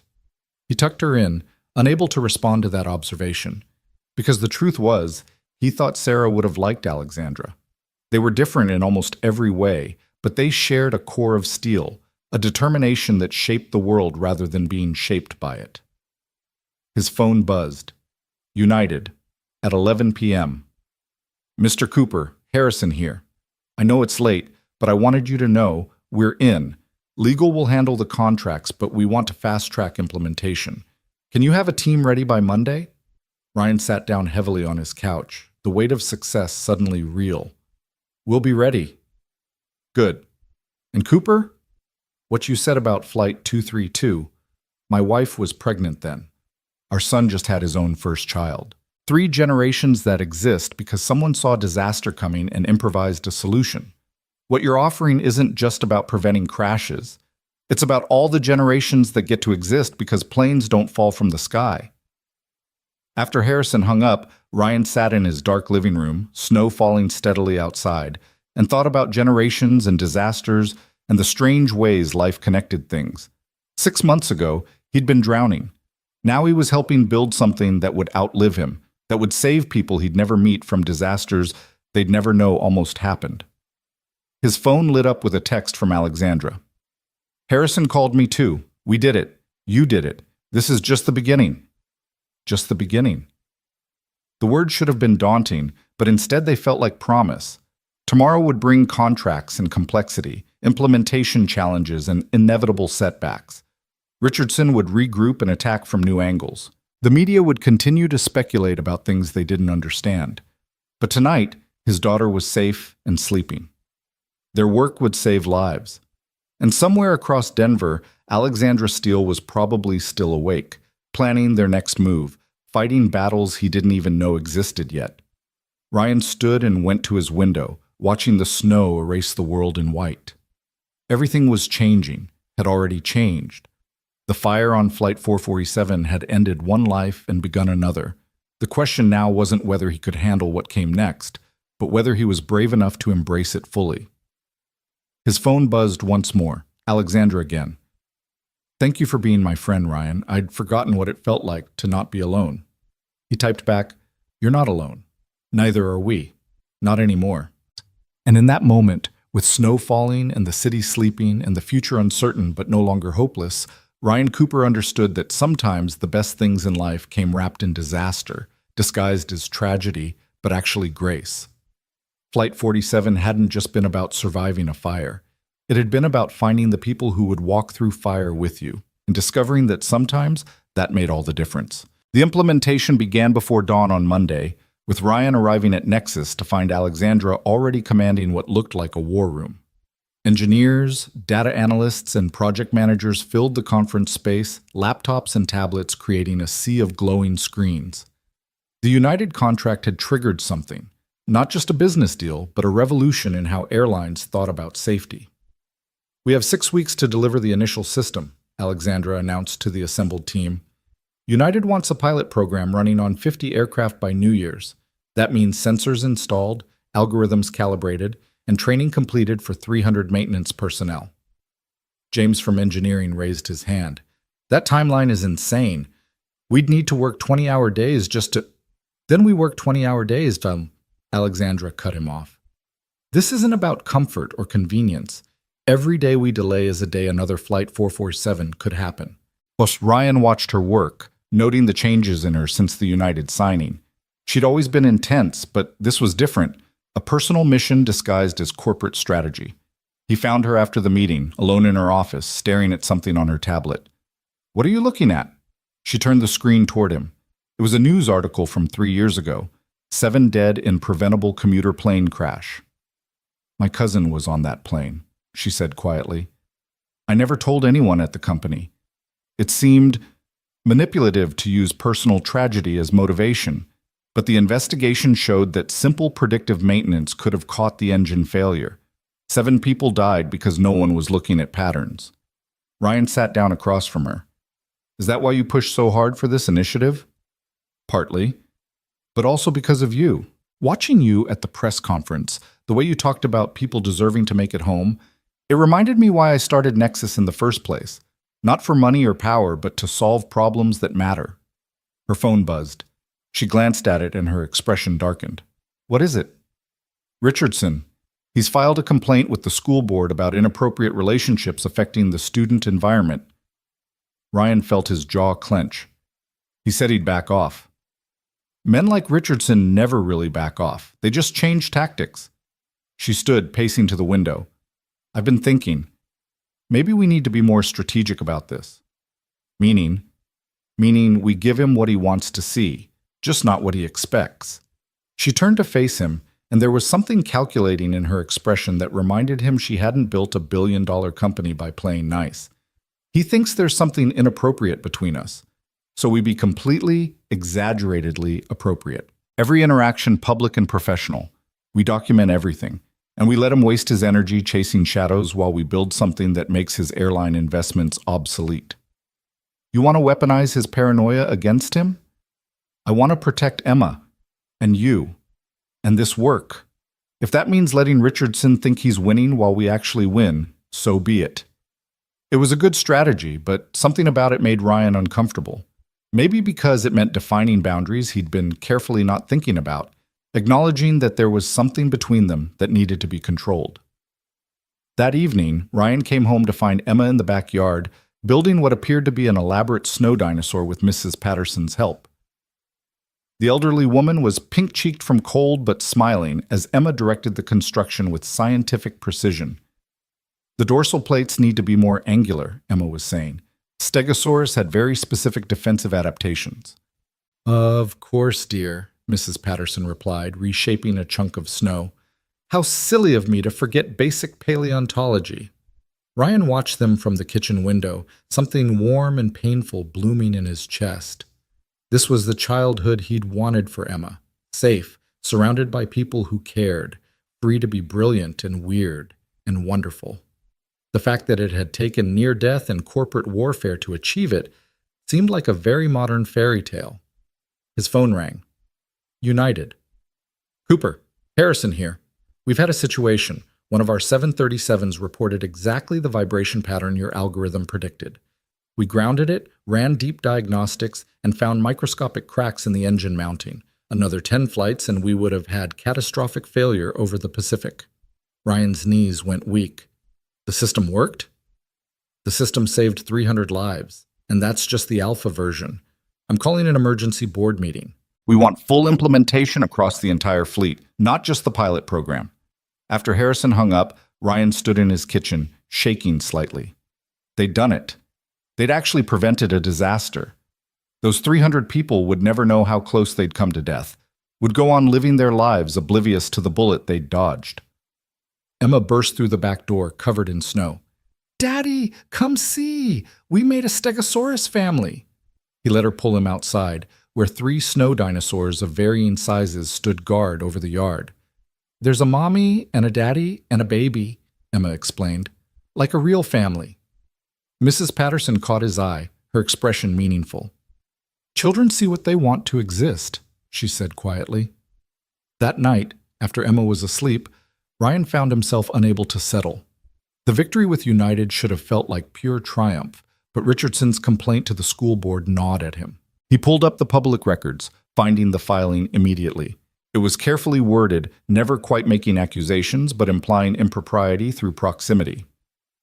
Alexandra picking Emma up from school became non-parental authority figures, assuming inappropriate roles. Their joint appearance at the press conference became exposing a minor to adult business relationships. His phone buzzed. Alexandra.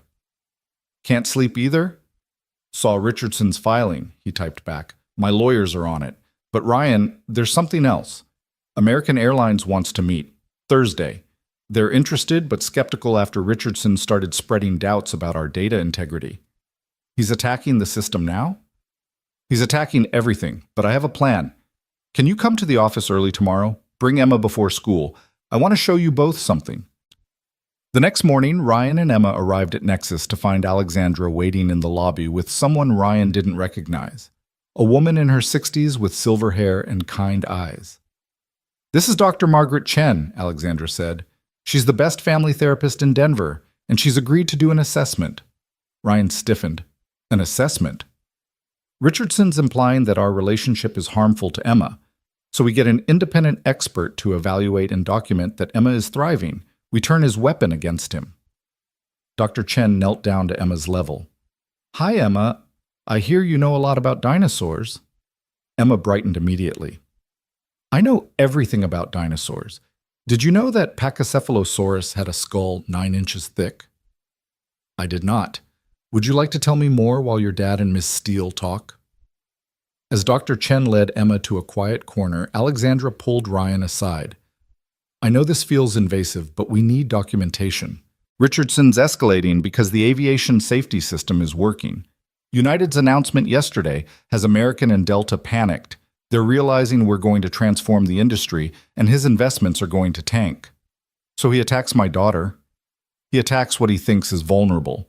But Emma's not vulnerable. She's remarkable. Let Dr. Chen see that. They watched as Emma animatedly explained dinosaur evolution to the therapist, using her hands to demonstrate relative sizes, her face lit with enthusiasm. Dr. Chen was taking notes, but also genuinely engaged, asking questions that made Emma think deeper. She's so much like you, Alexandra said softly. Everyone says she's like Sarah. Physically, yes, but the way she thinks, the way she refuses to be intimidated, the way she finds joy even when things are difficult, that's all you. Ryan looked at her, this woman who'd become so central to their lives so quickly. Alexandra, what are we doing? Protecting Emma, building something important, saving lives.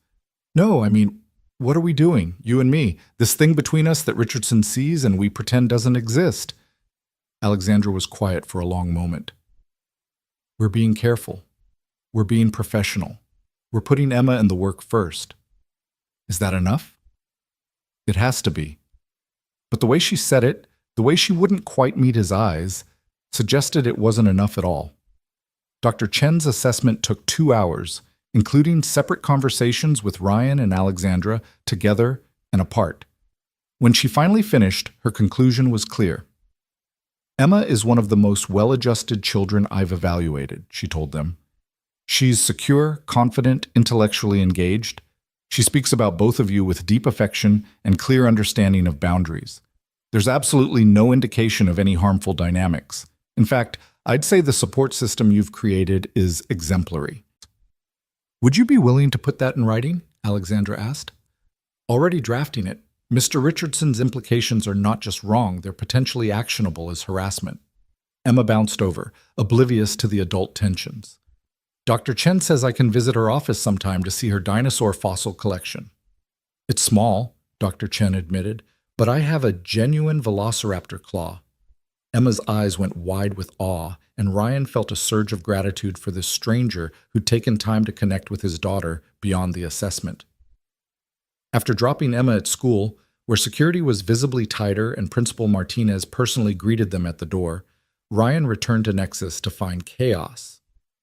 The Wall Street Journal had broken a story. Aviation Revolution. How one near disaster is transforming air safety. The article was positive, glowing even, but it had triggered something. Ryan's phone exploded with calls from reporters, other airlines, investment firms. The safety system had moved from corporate secret to public phenomenon. This is good, Jennifer from PR insisted, fielding calls with both hands. This kind of attention drives adoption. Delta's already calling. But Alexandra looked troubled. She pulled Ryan into her office and closed the door. Richardson's going nuclear, she said, showing him her phone. He's calling for an SEC investigation into Nexus, claiming we're manipulating data to inflate our stock price. That's insane. That's desperation. Our success means his failure. Men like him don't accept failure. She moved to her window. The city spread below them in morning light. Ryan, I need to ask you something, and I need you to be honest. Okay. If this gets worse, if Richardson makes things truly difficult for Emma, would you walk away? From the job, from the project, from... She gestured vaguely between them. From all of it? Ryan didn't hesitate. To protect Emma? Yes. Alexandra nodded, her expression unreadable. That's what I thought. And that's why you're a good father. She turned to face him. But I'm not going to let it come to that. Richardson wants a war? Fine. But he's about to learn what happens when you attack someone I care about. The possessiveness in her voice, the way she said care about, made something shift in the room's atmosphere. Alexandra, the American Airlines meeting, she interrupted, businesslike again. We need to refocus. They're sending their entire safety board. This is our chance to checkmate Richardson completely. The next 2 days blurred together in preparation. Ryan barely saw Emma, relying on Mrs. Patterson more than he liked, but the American meeting could change everything. If they signed on, with United already committed, the industry would have no choice but to follow. Thursday arrived gray and cold. Ryan dressed carefully, aware that Americans' executives were more conservative than United's, more likely to be influenced by Richardson's whispers. Alexandra met him in the lobby, wearing a suit that probably cost more than most people's cars, her armor polished to perfection. Ready? Always. But as they entered the conference room, Ryan's heart sank. Richard Richardson was sitting with the American executives, smiling like a shark. Mr. Cooper, Richardson said pleasantly. Ms. Steele, I hope you don't mind. As a significant shareholder, I thought I should observe this presentation. Alexandra's expression could have frozen hell. Mr. Richardson, how unexpected. Oh, I'm full of surprises. He turned to the American executives. Gentlemen, I've been doing some research into Nexus's claims. Very interesting findings. The lead executive, a stern man named Williams, frowned. Mr. Richardson expressed some concerns about data integrity. We'd like those addressed before we proceed. Alexandra stepped forward, every inch the CEO. We're happy to address any concerns. Our data is completely transparent and verifiable. Is it? Richardson pulled out a tablet. Because I've found some interesting discrepancies. For instance, the algorithm that predicted United's engine failure. It seems to have been remarkably specific, almost as if it had inside information. That's because it analyzed 15 years of maintenance data, Ryan interjected. The patterns were always there, we just found a way to see them. Or you had access to information you shouldn't have. Corporate espionage, perhaps? The accusation hung in the air like poison gas. That's a serious allegation, Richardson, Alexandra said, her voice deadly quiet. I'm just asking questions. For instance, isn't it convenient that Mr. Cooper here, a man with no background in aviation safety, suddenly develops revolutionary predictive technology right after a dramatic rescue that made headlines? Ryan felt rage building in his chest, but before he could respond, Alexandra laughed. It was not a pleasant sound. You're right, Richardson. It is convenient. Convenient that Ryan's expertise in supply chain optimization translates perfectly to aviation safety. Convenient that his patents in predictive modeling apply to aircraft maintenance. Convenient that someone with actual experience in crisis management is leading this initiative instead of another MBA who's never seen the inside of a burning plane. She turned to the American executives. Gentlemen, Mr. Richardson is here because our system threatens his investments in outdated maintenance companies. He's watching his portfolio tank as airlines realize they can prevent disasters instead of just insuring against them. This isn't about data integrity. It's about a desperate man trying to protect his wealth at the expense of passenger safety. Williams looked between them, clearly uncomfortable. These are serious accusations from both sides. Then let's settle it with facts, Ryan said, pulling up his laptop. This is real-time data from United's fleet. 17 potential issues identified in the last 72 hours. 14 confirmed and corrected. 3 still under investigation. Each prevented incident represents hundreds of lives. He pulled up another screen. This is the traditional maintenance schedule. Those same issues wouldn't have been caught for an average of 6 weeks. 6 weeks of flying with hidden dangers. Anyone can manipulate data, Richardson started. Then let's use yours. Alexandra pulled up her phone. Richardson Industries owns Fletcher Maintenance Solutions. According to your own subsidiary's records, you've had 43 unexpected failures in the last year that resulted in emergency landings. Our system would have predicted 38 of them. Richardson's face was turning red. You accessed private corporate data? It's in your public SEC filings. Page 247 of your last annual report, buried in the risk assessments. Did you think no one would read that far? The American executives were exchanging glances, clearly reassessing the situation. Williams cleared his throat. Mr. Richardson, perhaps you should recuse yourself from this discussion. This is a setup, Richardson snarled. They're manipulating all of you. The only manipulation here, Alexandra said quietly, is a man using his 7-year-old daughter to attack another child because her father threatens his bottom line. Richardson stood abruptly, his chair scraping against the floor. You'll regret this, both of you. I already regret having to waste time on your pathetic fears when we could be saving lives, Alexandra replied. Richardson stormed out, the door slamming behind him. The room was silent for a moment. Then Williams spoke. Ms. Steele, Mr. Cooper, I apologize for that disruption. Now, can you show us how this system actually works? The next 3 hours were a masterclass in technical presentation and persuasion. Without Richardson's toxic presence, the American executives asked real questions, raised legitimate concerns, and gradually became believers. By the time they broke for lunch, Ryan could see it in their eyes. They were in. We'll need board approval, Williams said as they prepared to leave. But I can tell you unofficially, we want this. The liability reduction alone makes it worthwhile, and the moral imperative, he looked at Ryan, you really walked through fire to save her? Anyone would have, no, Williams interrupted. They wouldn't. I've been in this industry 40 years. I've seen how people react in crisis. What you did was extraordinary. And if this system can help ordinary people make extraordinary decisions when seconds count, then we need it. After they left, Alexandra and Ryan sat alone in the conference room, the weight of victory mixing with exhaustion. We did it, Alexandra said quietly. Americans in. With United, that's 60% of domestic air traffic. Richardson's not going to stop. No, but he's lost his leverage. The airlines won't listen to him anymore, not after that display. She paused. I'm worried about what he'll do next. Men like him, when they're cornered. Ryan's phone buzzed. Emma's school. His blood went cold. Mr. Cooper, Emma's fine, Principal Martinez said immediately. But there's been an incident. Mr. Richardson arrived demanding to remove his daughter and made some very public, very inappropriate statements about your family. Security had to escort him out. We'll be right there. They found Emma in the library with Mrs. Chen, the librarian, reading about pterodactyls as if nothing had happened.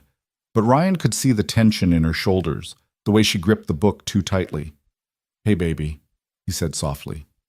Emma looked up, and he saw she'd been crying. Melody's dad yelled at Principal Martinez. He said terrible things about you and Ms. Alexandra. Everyone heard. Alexandra knelt beside her. I'm sorry that happened, Emma. Adult problems should never affect children.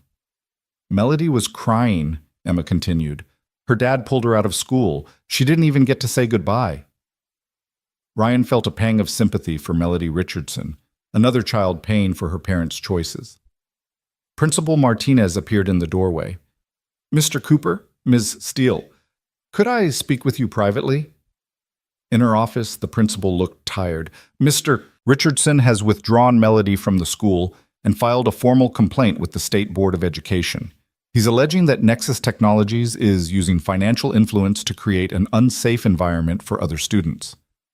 That's ridiculous, Alexandra said. Of course it is. But he's also threatening to sue the school for allowing inappropriate individuals access to students. He means you, Ms. Steele. Alexandra's expression hardened. He wants to play legal games? Fine. Principal Martinez, Nexus Technologies would like to formally donate $5 million to establish a comprehensive STEM program at Ridgemont Elementary. Full computer lab, robotics program, and a paleontology wing in honor of Emma Cooper's contributions to classroom science discussions. The principal's eyes widened. Furthermore, Alexandra continued, my legal team will provide pro bono representation against any frivolous lawsuits Mr. Richardson might file. And if he continues to harass this institution or any of its students, I will personally ensure he spends the next decade in courtrooms defending himself against charges that will make his head spin. Ms. Steele, that's incredibly generous, but It's not generous. It's necessary. Children deserve safe spaces to learn, free from adult vendettas. That evening, Ryan tucked Emma into bed, her dinosaur nightlight casting prehistoric shadows on the walls. Daddy, why does Melody's dad hate us so much? Ryan sat on the edge of her bed, choosing his words carefully. He doesn't hate us, Em. He's afraid. When people feel like they're losing control, sometimes they lash out. Like when Tommy Brooks pushed me because I knew more dinosaur names than him? Exactly like that. Emma was quiet for a moment. I feel bad for Melody. Me too.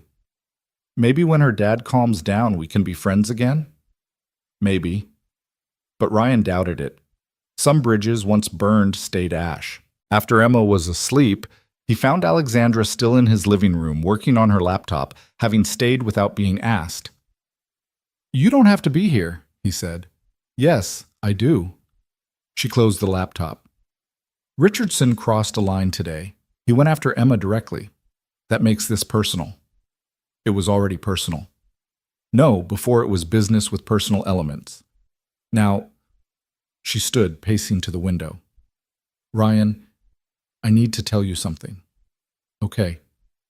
I've been very careful since the plane to maintain boundaries, to keep things professional despite what I feel, because Emma needs stability, and you need this job, and the work we're doing matters too much to complicate with personal feelings. Ryan's heart was pounding. Alexandra, but watching Richardson attack Emma, I realized something. I'm not protecting you by staying distant. I'm leaving you vulnerable. Because if we were actually together, if we were a real family unit, he'd have no ammunition. The speculation would be moot. Are you suggesting we fake a relationship to defeat Richardson? She turned to face him, and he saw vulnerability he'd never seen before. No. I'm suggesting we stop pretending there isn't already a relationship. The air between them crackled with possibility and danger. Emma, Ryan started, adores me, calls me Aunt Alex when she thinks I'm not listening, draws pictures of the three of us as a Stegosaurus family. The company is mine. The board trusts my judgment. The media will say what they always say, but they'll move on to the next scandal within a week. Ryan stood, crossing to her, close enough to see the flecks of gold in her green eyes. And us? Us is the only question that matters. Not Richardson, not the media, not anyone else. Just us. And Emma. I haven't since Sarah. I know. Her hand found his, their fingers interlacing with surprising ease. I'm not asking you to forget her or replace her. I'm asking if maybe, possibly, you could imagine building something new, something different but equally real. Ryan thought about the last months, the fire, the rescue, the job, the battles with Richardson, the quiet moments watching Alexandra teach Emma about coding the way she'd defended them with fierce loyalty. Somewhere between the crisis and now, she'd become essential to their lives. This could complicate everything, he said. Everything's already complicated. At least this would be complicated with purpose. If it goes wrong, then we'll handle it like adults who care about each other and about Emma. But Ryan, what if it goes right?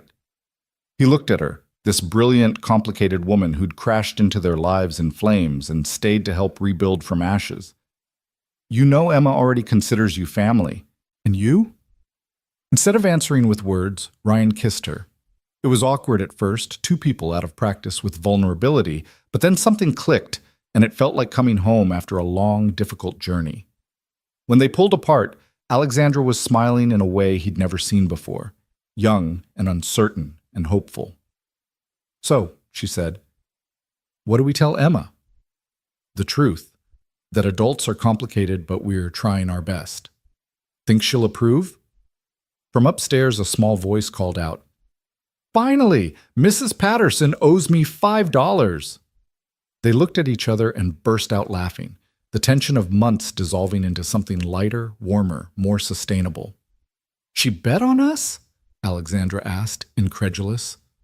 Apparently everyone did, Ryan replied, remembering the knowing looks from his team, from Mrs. Patterson, from Principal Martinez. Alexandra pulled him close again.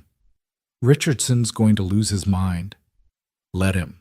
I'm done organizing my life around his tantrums.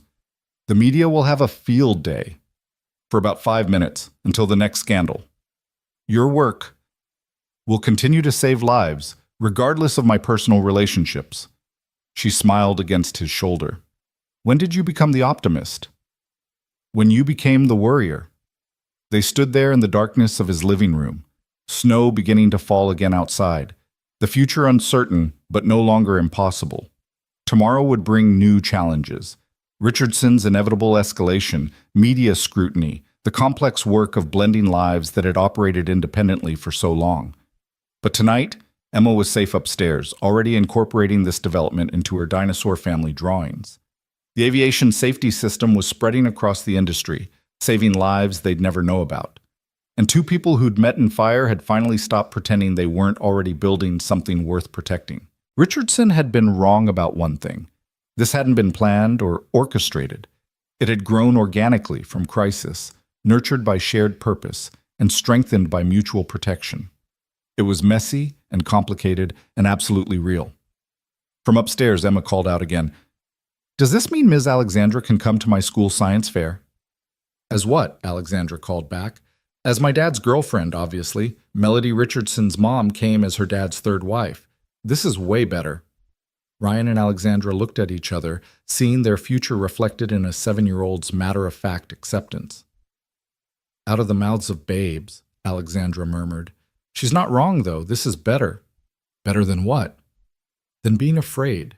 Than letting Richardson or anyone else dictate our choices. Than pretending we haven't already become a family." Alexandra kissed him again, and this time it felt like a promise. A beginning, a door opening to possibilities that had nothing to do with corporate success or public perception, and everything to do with three people who'd found each other in the most unlikely way. Outside, Denver slept under its blanket of snow. The mountains stood eternal guard. And in a house in Ridgemont Circle, a new kind of family was taking shape. Unconventional, unexpected, but absolutely unapologetic about its existence. The hero's story, Ryan realized, wasn't just about the rescue. It wasn't even about